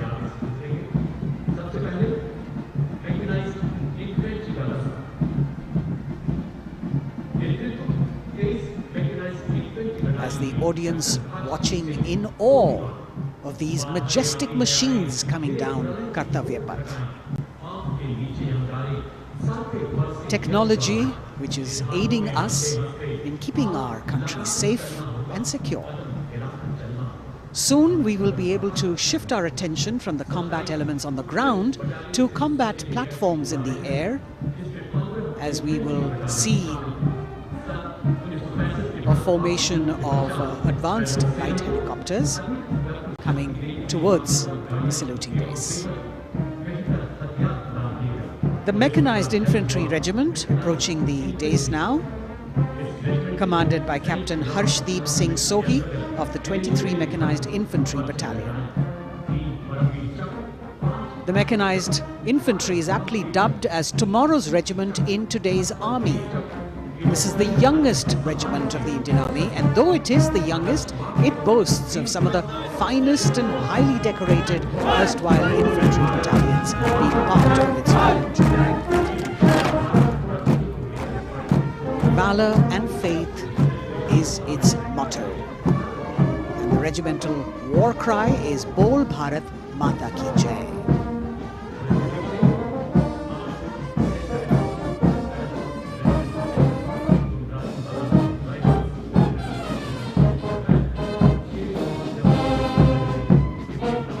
Visibility slightly improving, but maybe it's not enough for the helicopters to be able to be here in time, but we're moving on. शेरे जवान की जोशीली धुन, armoured corps centre and school, parachute और Rajputana rifles regimental सेंटरों का संयुक्त band, 100 संगीतकारों का ये band दस्ता सूबेदार राजेंद्र के नेतृत्व में, इनके साथ नायब रसालदार मंटू मंडल और सूबेदार राजेंद्र सिंह।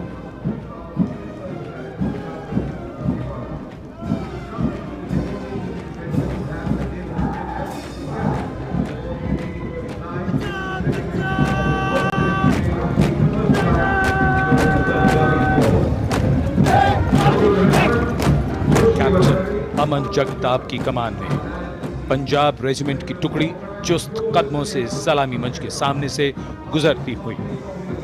भारतीय सेना की सर्वोच्च अलंकृत रेजिमेंटों में से एक युद्ध घोष है जो बोले सो निहाल, सत श्री अकाल।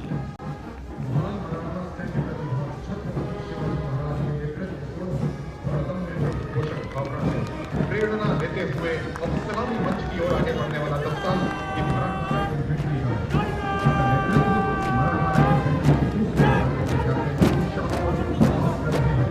ये दस्ता मराठा लाइट इन्फेंट्री का नेतृत्व संभाला है कैप्टन शाश्वत दबास ने। भारतीय सेना की सबसे पुरानी और सबसे सम्मानित रेजिमेंटों में से एक है। इसका गौरवशाली इतिहास 254 वर्षों से अधिक पुराना है। युद्ध घोष बोल छत्रपति शिवाजी महाराज की जय।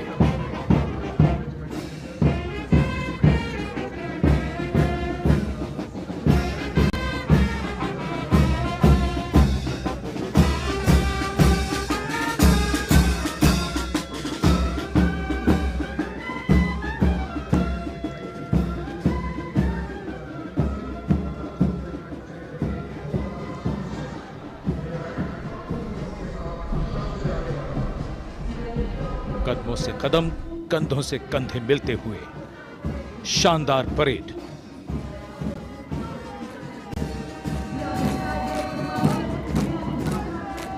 राजपूत सिख और सिख लाइट इन्फेंट्री रेजिमेंटल सेंटरों का संयुक्त band.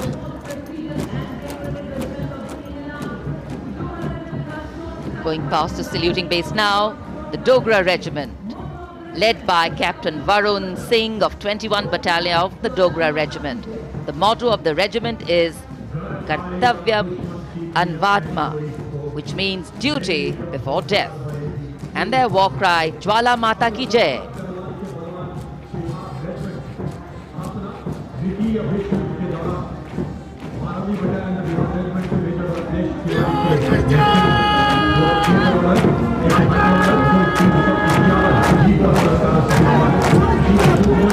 This sharp word of command is from Major Ratnesh Tiwari of the 12th Battalion of the Bihar Regiment, leading the Bihar Regiment contingent. In fact, the Republic Day Parade contingent of the Bihar Regiment has been selected from all the battalions. Karm hi dharm. And their war cry, Bol Bajrang Bali ki Jai.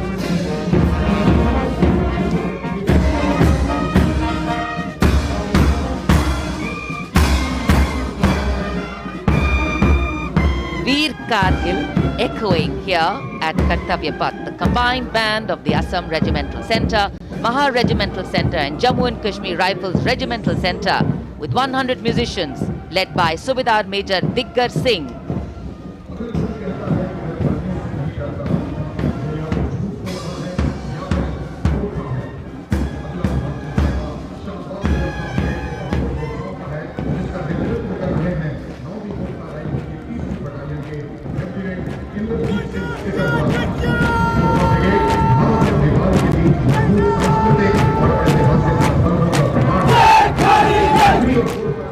Lieutenant Indrajit Singh, Sikarwar of 3rd Battalion of the 9 Gurkha Rifles, Chindits, giving the command for the unmistakable Gurkha Brigade.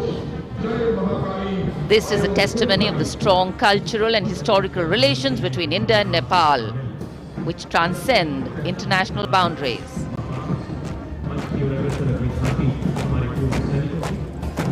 Gorkha brigade का दस्ता कर्तव्य पथ पर फिजाओं में वीरता और रोमांच का संचार करता हुआ और उसके ठीक पीछे पूर्व सैनिकों की झांकी towards Amrit Kaal with resolve a veterans commitment विषय पर आधारित ये झांकी पिछले 75 वर्षों में पूर्व सैनिकों के योगदान की एक झलक प्रस्तुत कर रही है। पूर्व सैनिकों के सार्थक और प्रभावशाली प्रयासों को इसमें दर्शाया गया है। ये झांकी दर्शाती है कि कैसे पूर्व सैनिक विभिन्न परियोजनाओं में रोल मॉडल के तौर पर राष्ट्र निर्माण में रचनात्मक भूमिका निभाने के लिए समाज को प्रेरित करते हैं।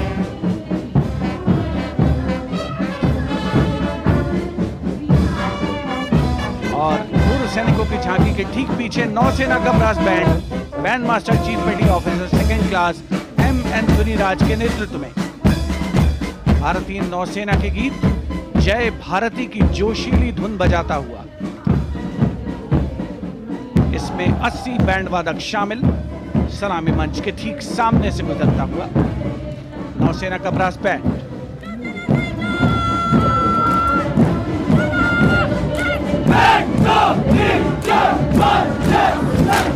और अब सलामी मंच के सामने नौसेना का मार्चिंग कंटिंजेंट लेफ्टिनेंट कमांडर दिशा अमृत के नेतृत्व में लेफ्टिनेंट अश्विनी सिंह, सब लेफ्टिनेंट प्रियंका शर्मा और सब लेफ्टिनेंट एम आदित्य और 144 युवा नौसैनिक इसमें शामिल। इस दस्ते में पहली बार 3 महिला और 5 पुरुष अग्निवीर भी शामिल हो रहे हैं। नई सुबह की शुरुआत भारतीय सशस्त्र बलों के इतिहास में। नौसेना के मार्चिंग कंटिंजेंट के पीछे भारतीय नौसेना की झांकी युद्ध तत्पर, विश्वसनीय, संसज्जित, सुरक्षित भविष्य की विषय वस्तु पर केंद्रित। आत्मनिर्भर भारत अभियान को भी इसमें परिलक्षित किया गया है। लेफ्टिनेंट कमांडर इंद्रजीत सिंह चौहान और लेफ्टिनेंट वर्षा शिंदे इसका नेतृत्व कर रहे हैं। झांकी में आगे डोर्नियर विमान को दर्शाया गया है। बहुत ही खूबसूरत अविस्मरणीय नयनाभिराम दृश्य कर्तव्य पथ पर। Warrant Officer Ashok Kumar leading the Air Force Band, which is playing the tune Sound Barrier Quick March, comprising 3 drum majors and 72 musicians.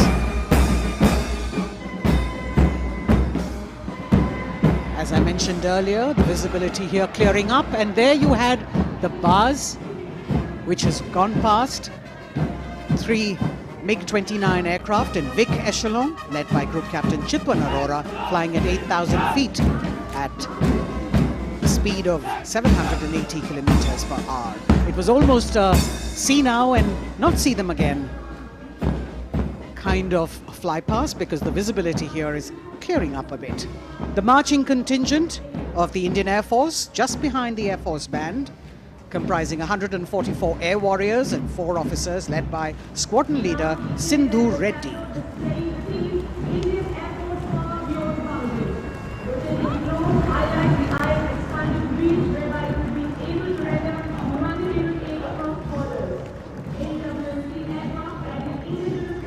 Just behind the marching contingent from the Air Force. We have the tableau with the theme Indian Air Force, Power Beyond Boundaries.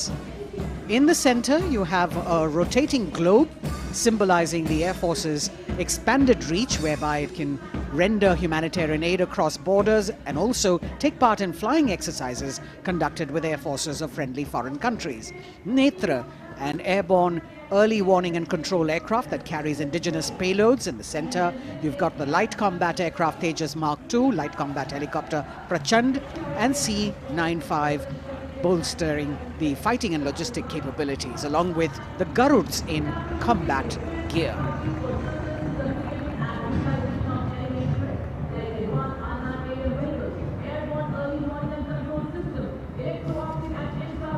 Securing the nation with effective surveillance, communication, and neutralizing threats is what the DRDO, or the Defense Research and Development Organization, the premier R&D organization, equipping our armed forces with state-of-the-art defense systems, working towards Atmanirbharta in defense.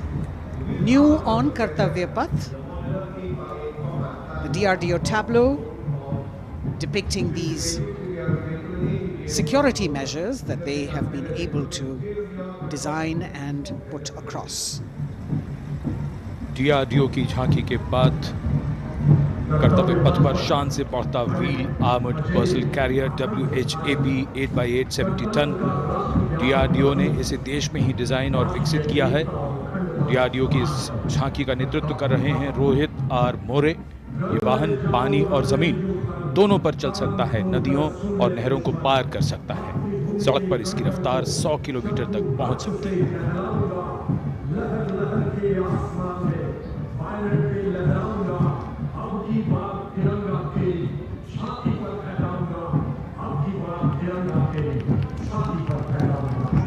उत्साह और रोमांच के क्षण कर्तव्य पथ पर भव्य और शानदार गणतंत्र दिवस परेड और कर्तव्य पथ पर सलामी मंच की ओर बढ़ता हुआ कैप्टन अक्षय की अगुवाई में असम राइफल्स के वीर सैनिकों का दस्ता।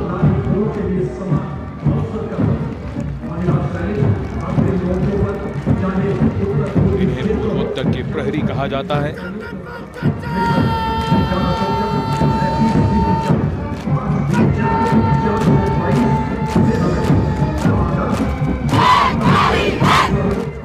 नारी शक्ति को दर्शाता ये दस्ता सबसे पुराना और सम्मानित पैरामिलिट्री फोर्स असम राइफल्स। युद्ध घोष दुर्गा माता की जय।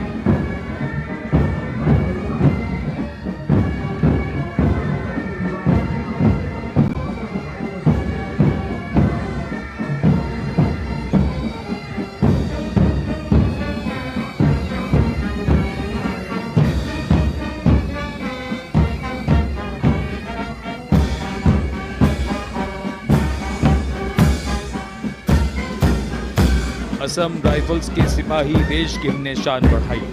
मधुर धुन बजाता असम राइफल्स का बैंड, 35 संगीतकार। कमान संभाली है वारंट ऑफिसर राजेश कुमार ने। बाई बैंड की कमान हवलदार पूर्ण बहादुर राय के हाथों में।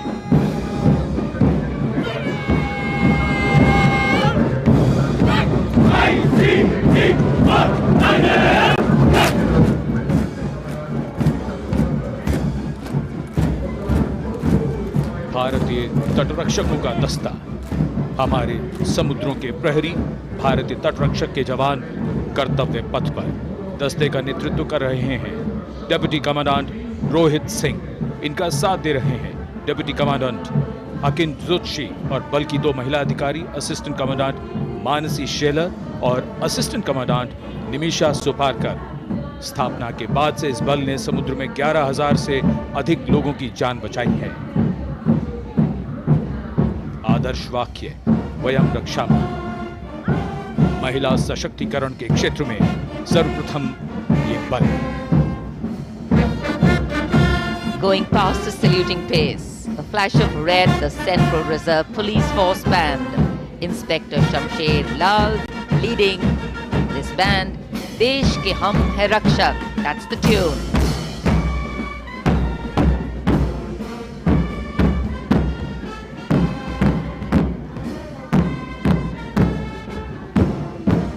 102 personnel.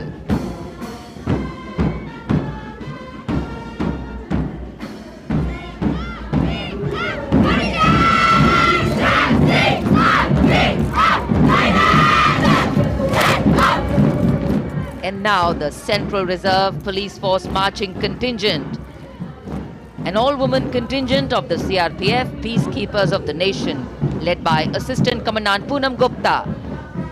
The force has the distinction of raising the first ever women-armed police battalion in the world.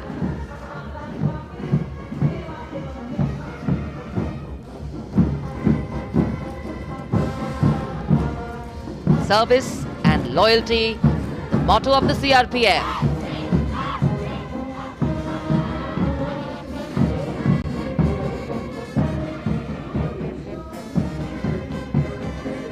Going past the saluting base, the Railway Protection Force Band. Constable Suresh Chandseni leading the band, the tune Gangotri.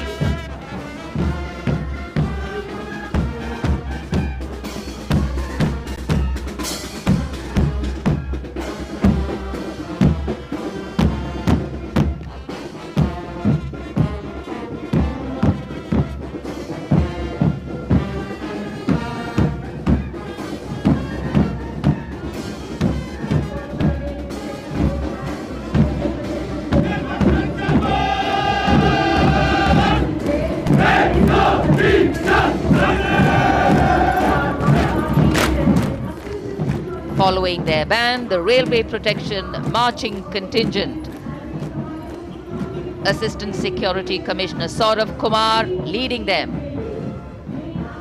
providing security to around 23 million passengers every day over the Indian Railways, including more than 4.6 million women passengers, and it prides itself on being the central force with the maximum representation of women in its ranks.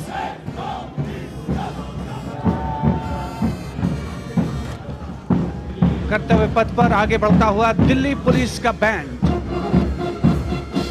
Delhi police के band के जवान Delhi police गीत की जोशीली धुन बजाते हुए गुजर रहे हैं। नेतृत्व band master inspector Rajendra Singh द्वारा। उपस्थित जनसमूह, केंद्रीय मंत्रिमंडल के सदस्य अभिनंदन करते हुए इस गौरवमयी राष्ट्रीय पर्व के प्रदर्शन का। गणतंत्र दिवस परेड में पहली बार दिल्ली पुलिस का महिला पाइप बैंड अपनी मौजूदगी दर्ज करवा रहा है। इस दस्ते में 32 कांस्टेबल शामिल। ये दस्ता दिल्ली पुलिस की धुन बजा रहा है और इसके ठीक पीछे है दिल्ली पुलिस का marching contingent. Assistant police commissioner Shweta के सुगाथन आईपीएस के नेतृत्व में। दिल्ली पुलिस के इस मार्चिंग कंटिंजेंट में एक राजपत्रित अधिकारी, 3 सब इंस्पेक्टर, 44 हेड कांस्टेबल और 100 कांस्टेबल मार्च करते हुए आगे बढ़ रहे हैं। इस मार्चिंग कंटिंजेंट को गणतंत्र दिवस परेड में अब तक 15 बार सर्वश्रेष्ठ मार्चिंग दस्ते की ट्रॉफी मिल चुकी है।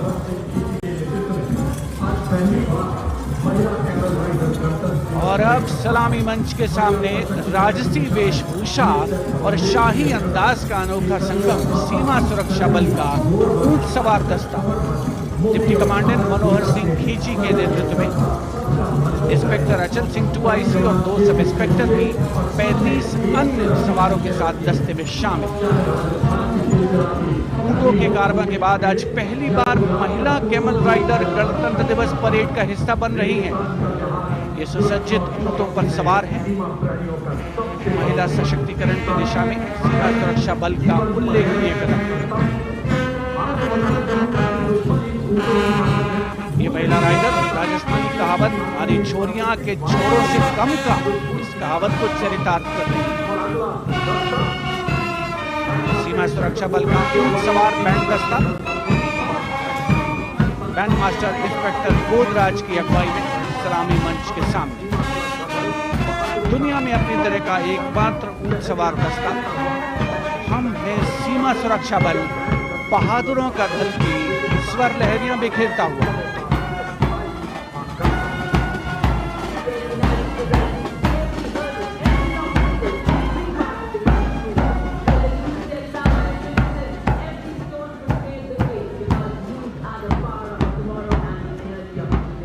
BSF Camel Band gathering applause as it moves forward.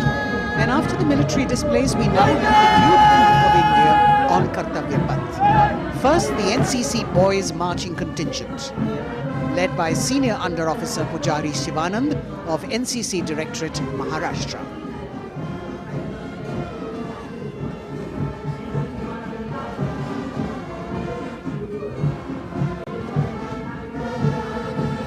The cadets have been drawn from all the 17 directorates of the NCC.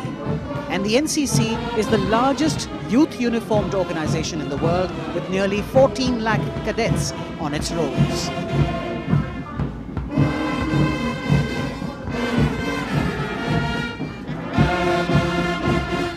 Behind them, the strains of Sare Jahan Se Acha, the combined band of the NCC Boys Senior School Gwalior and NCC Girls Birla Balika Vidyapeeth Pilani, led by Senior Under Officers Abhishek Chauhan and Sweksha Gupta.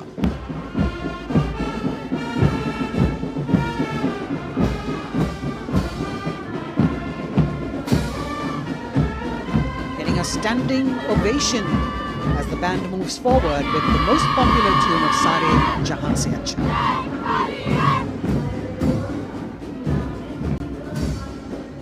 Following them, the NCC Girls Marching Contingent, led by Senior Under Officer Sonali Sahu of NCC Directorate, Odisha, a state from where our Honorable President hails.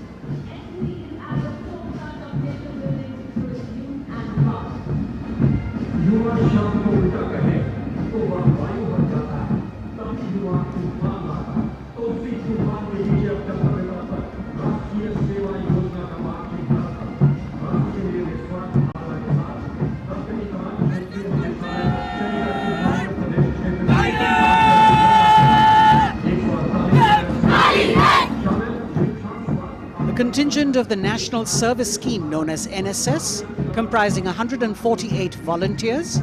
The National Service Scheme has 3.91 million volunteers in its fold, drawn from 657 universities, 51 directorates and 2 councils, 20,669 colleges and institutions of higher learning, and over 11,000 senior secondary schools.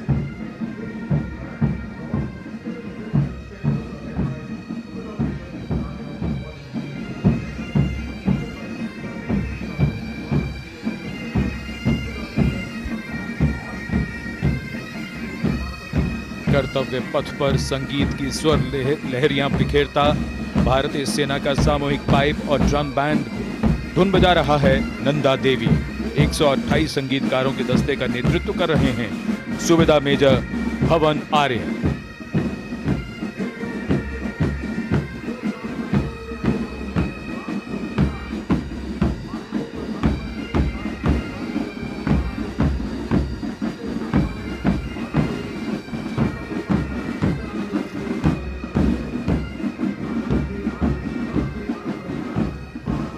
और अब सजे धजे वाहनों में कर्तव्य पथ पर प्रधानमंत्री राष्ट्रीय बाल पुरस्कार विजेता पधार चुके हैं।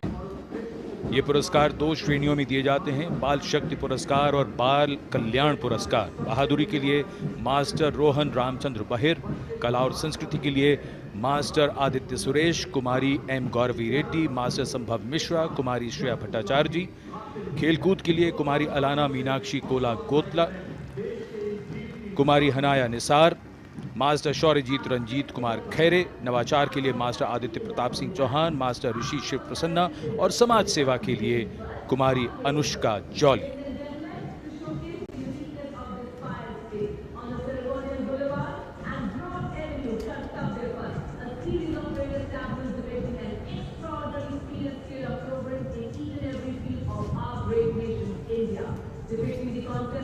अब बारी भारत की सांस्कृतिक विरासत के दर्शन की। प्रभाला तीर्थम पर केंद्रित आंध्र प्रदेश की झांकी। आंध्र प्रदेश को चावल का कटोरा और अन्नपूर्णा भी कहते हैं। संक्रांति आंध्र प्रदेश का प्रमुख त्योहार है। त्योहार के दौरान लोग प्रभाला तीर्थम को मनाते हैं।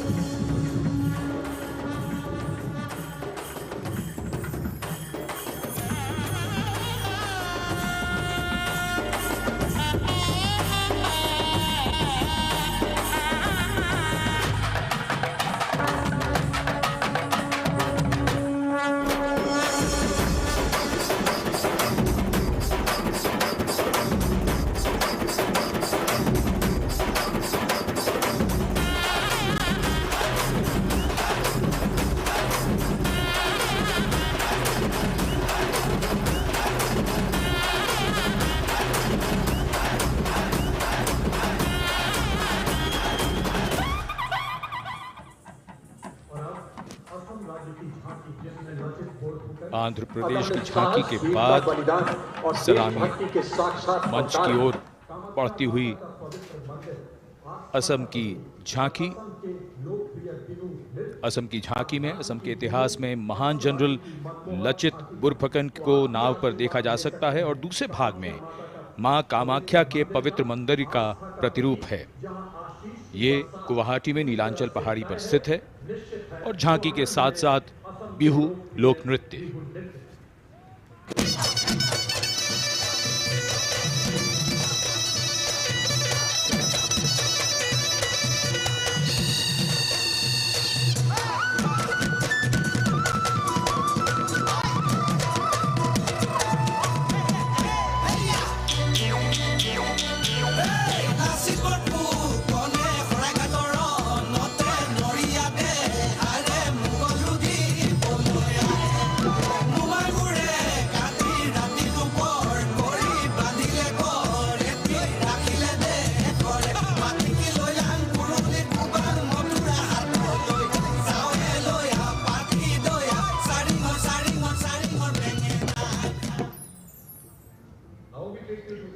The visual treat has just started, and now we await the tableau from the Union Territory of Ladakh.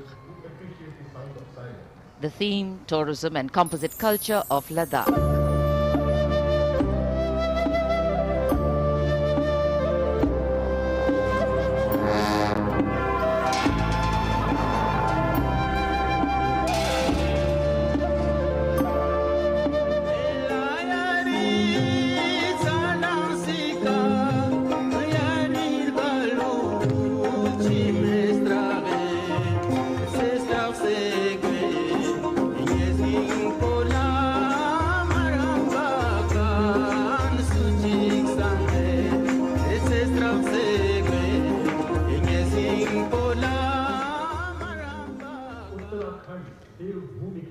Depicting the harmonious nature of the people with the nature around. And now the tableau from Uttarakhand, Devbhumi Uttarakhand, the land where divinity resides.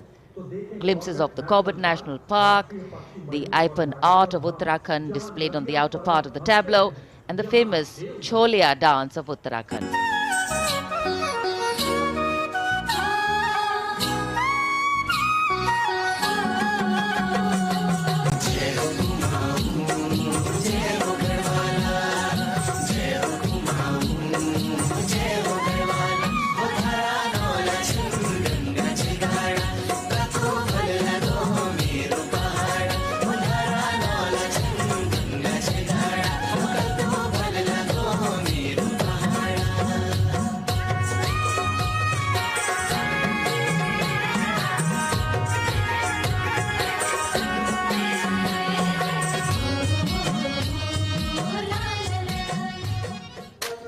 देवभूमि उत्तराखंड की झांकी सलामी मंच के सामने से गुजरते हुए समाज के हर वर्ग का शख्स आज कर्तव्य पथ पर भारत की समृद्ध सांस्कृतिक विरासत का साक्षी बनता हुआ।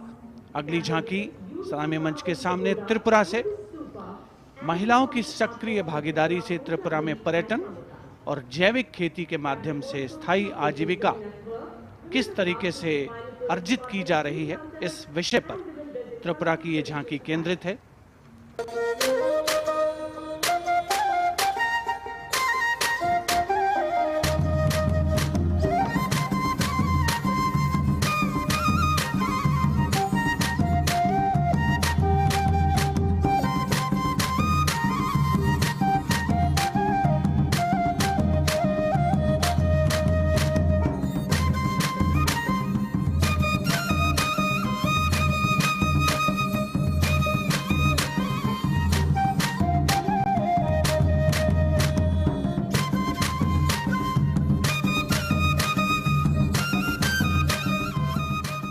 त्रिपुरा की झांकी में पैगोडा यानी बौद्ध स्तूप का भी नक्काशी के साथ प्रदर्शन हुआ। और अब बारी है पश्चिमी भारत की यानी गुजरात की ओर चलते हैं। क्लीन ग्रीन ऊर्जा युक्त गुजरात की झांकी सांस्कृतिक परंपरा और वैज्ञानिक दृष्टिकोण का सुंदर तालमेल इस झांकी में देखने को मिल रहा है। झांकी के दूसरे हिस्से में 24 घंटे सौर ऊर्जा से चलने वाले देश के पहले गांव मोडेरा को दिखाया गया है, जिसे हाल ही में यूनेस्को की विश्व धरोहर स्थल में शामिल किया गया। हर घर सोलर पैनल थी सोहाय, मोढेरा गाँव में जोई हर कोई हर खाय, गुजरात माहे सोलर नो जय जय थाय। कुसुम स्कीम थी 40 सोलर पंप, खेड़ू खुशाली मांगाय, गुजरात माहे पर्यावरण नो जतन थाय। हे सूरज पवननी जोड़ी थी कच्छ में, हाइब्रिड प्लांट उभा थाय ने 8 प्रहर क्लीन ग्रीन एनर्जी पैदा थाय। Gujarat renewable sources of energy as the theme for the tableau from Gujarat. And in case you've been counting the number of tableaus that have gone past, 23 tableaus, of which 17 are from states and union territories and 6 from various ministries and departments are in this parade. We now have the tableau from Jharkhand, housing one of the 12 Jyotirlingas. The tableau shows the famous Baidyanath temple located in Deoghar, Lord Birsa Munda in front. Birsa Munda was a social reformer and a freedom fighter who revolted against the British, was arrested and hanged, and even today tribals consider as the god of the earth.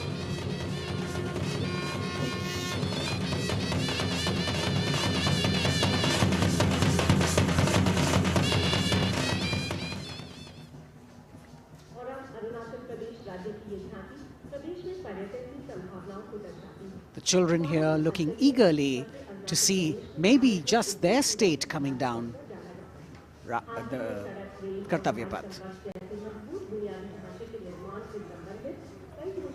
From Jharkhand we move to the north and eastwards to Arunachal Pradesh, showcasing the rich potential for tourism in the fields of adventure, sport, ecology, culture, religion, history and archaeology. Arunachal is known as the land of the rising sun and shares boundaries with Bhutan, China and Myanmar. Many developments have been made in the state, and we can see on the tableau the advanced landing grounds with civil terminals, etc. being depicted. You've also got the state bird, the hornbill, on it, and major tribes of the state attired in traditional dresses accompanying the tableau.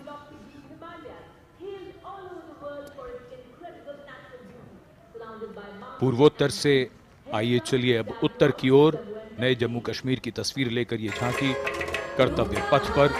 Jammu Kashmir ने पर्यटन की नई ऊंचाइयां छूकर record बनाया है। झांकी में जंगल है, ट्यूलिप गार्डन है और लेवेंडर की खेती है।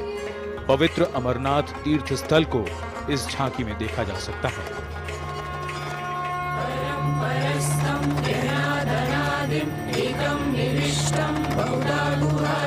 सर्वलयं सर्वचराचरस्थं त्वमेव शम्भुं शरणं प्रपद्ये। बम बम बोले बम बम बोले बम बम बोले।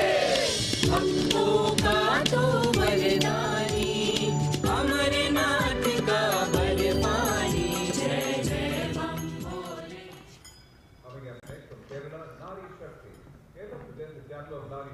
भारत की संस्कृति की तस्वीर कर्तव्य पथ पर, और अब नारी शक्ति का संदेश लेकर केरल राज्य की ये झांकी। नारी शक्ति पुरस्कार की विजेता 96 वर्ष की कार्त्यानी अम्मा को सम्मानित किया गया है। पार्श्व गायिका का राष्ट्रीय पुरस्कार हासिल करने वाली नंची अम्मा यहां पर मौजूद।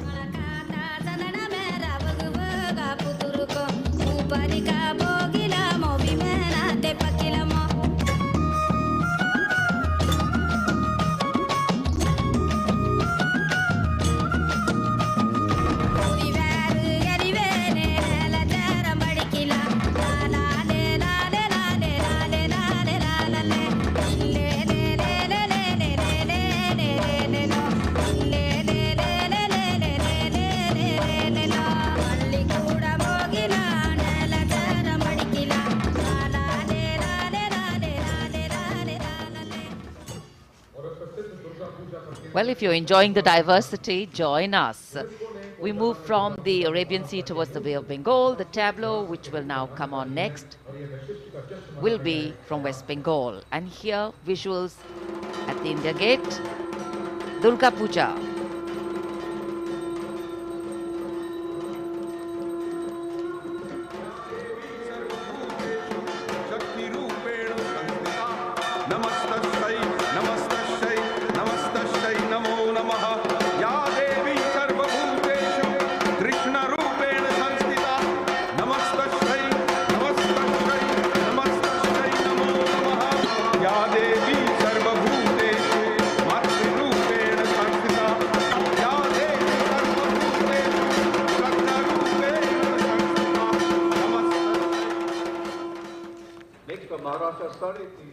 Following the tableau from West Bengal, we have the next state of Maharashtra, which will now shortly go past the saluting base. And there we are.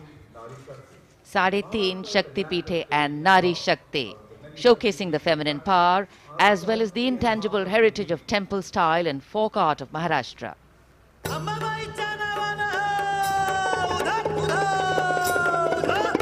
Ambabai Kolhapuri असे रेणुका माहुरी सप्तशृंगी वणी मध्ये भवानी तुळजापुरी तिचा ब्रह्म तिचा मुक्ती आदि माया विद्या शक्ती विश्व चैतन्याची होई तिच्यापासून उत्पत्ती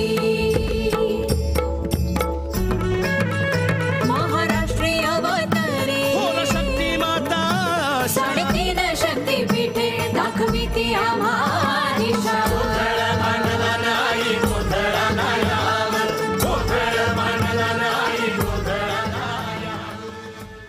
देश का समृद्ध सांस्कृतिक वैभव 74वें गणतंत्र दिवस समारोह के तहत कर्तव्य पथ पर परिलक्षित हो रहा है। महाराष्ट्र के बाद चलते हैं तमिलनाडु। महिला सशक्तिकरण और संस्कृति पर आधारित ये झांकी, जिसमें प्राचीन कवयित्री अव्वैयार की प्रतिमा दिखाई गई है और झांकी के पिछले हिस्से में तंजावुर बृहदेश्वर मंदिर।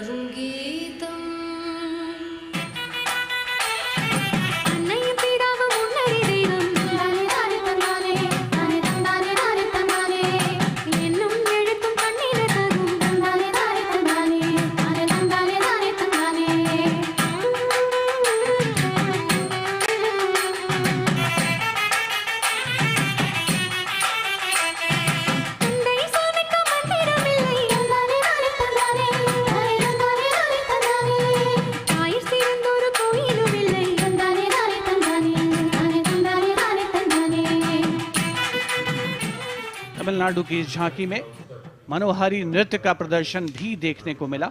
उपस्थित जनसमूह बड़ी संख्या में, जिसमें छात्र छात्राएं शामिल, राष्ट्रीय पर्व का हिस्सा बनते हुए। अगली झांकी नारी शक्ति का उत्सव कर्नाटक से। सुलागिट्टी नरसम्मा, एक दाई तुलसी गौटा हलक्की, जिन्हें वृक्षों की मां कहा जाता है, और उनके साथ सालू मर्दा थिम्मक्का को यहाँ दर्शाया गया है।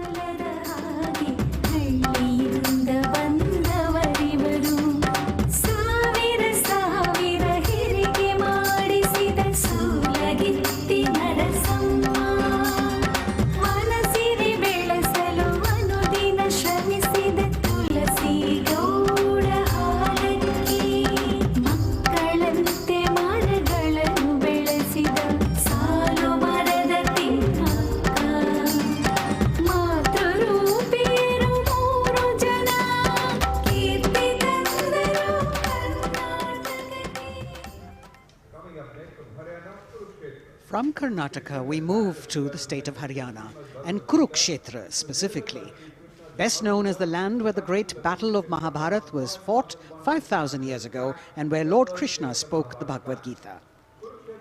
Here, depicting the scene of Lord Krishna's sermon to Arjun, various scenes from the battle are also depicted on the sides of the trailer. Lord Krishna's message of karma, jnana and bhakti.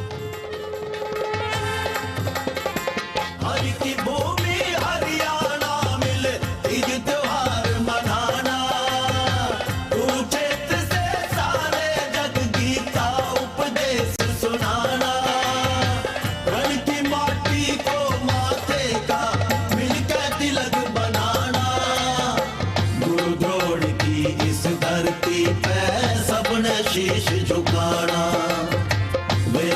भी इस भूमि पे कर्म ज्ञान पा जाना। दम के विकास से यह परदेश और बने देश की शान। हरियाणा अपना Haryana. The chariot and galloping horses, signifying the journey from darkness of ignorance to the eternal light of enlightenment. We're on to now the Union Territory of Dadar, Nagar Haveli and Daman and Diu, where the theme is conservation of tribal culture and heritage. The tableau in several parts. The first part showing the conservation of culture with tribal folk dances Bhavada and Tarpa of the Warli tribe and the fishing activity of the Machi tribe. The anchor from INS Kukri ship in front. The large boat which represents the fishing culture of the territory, and the rear part of the ship showcasing the Diu fortress.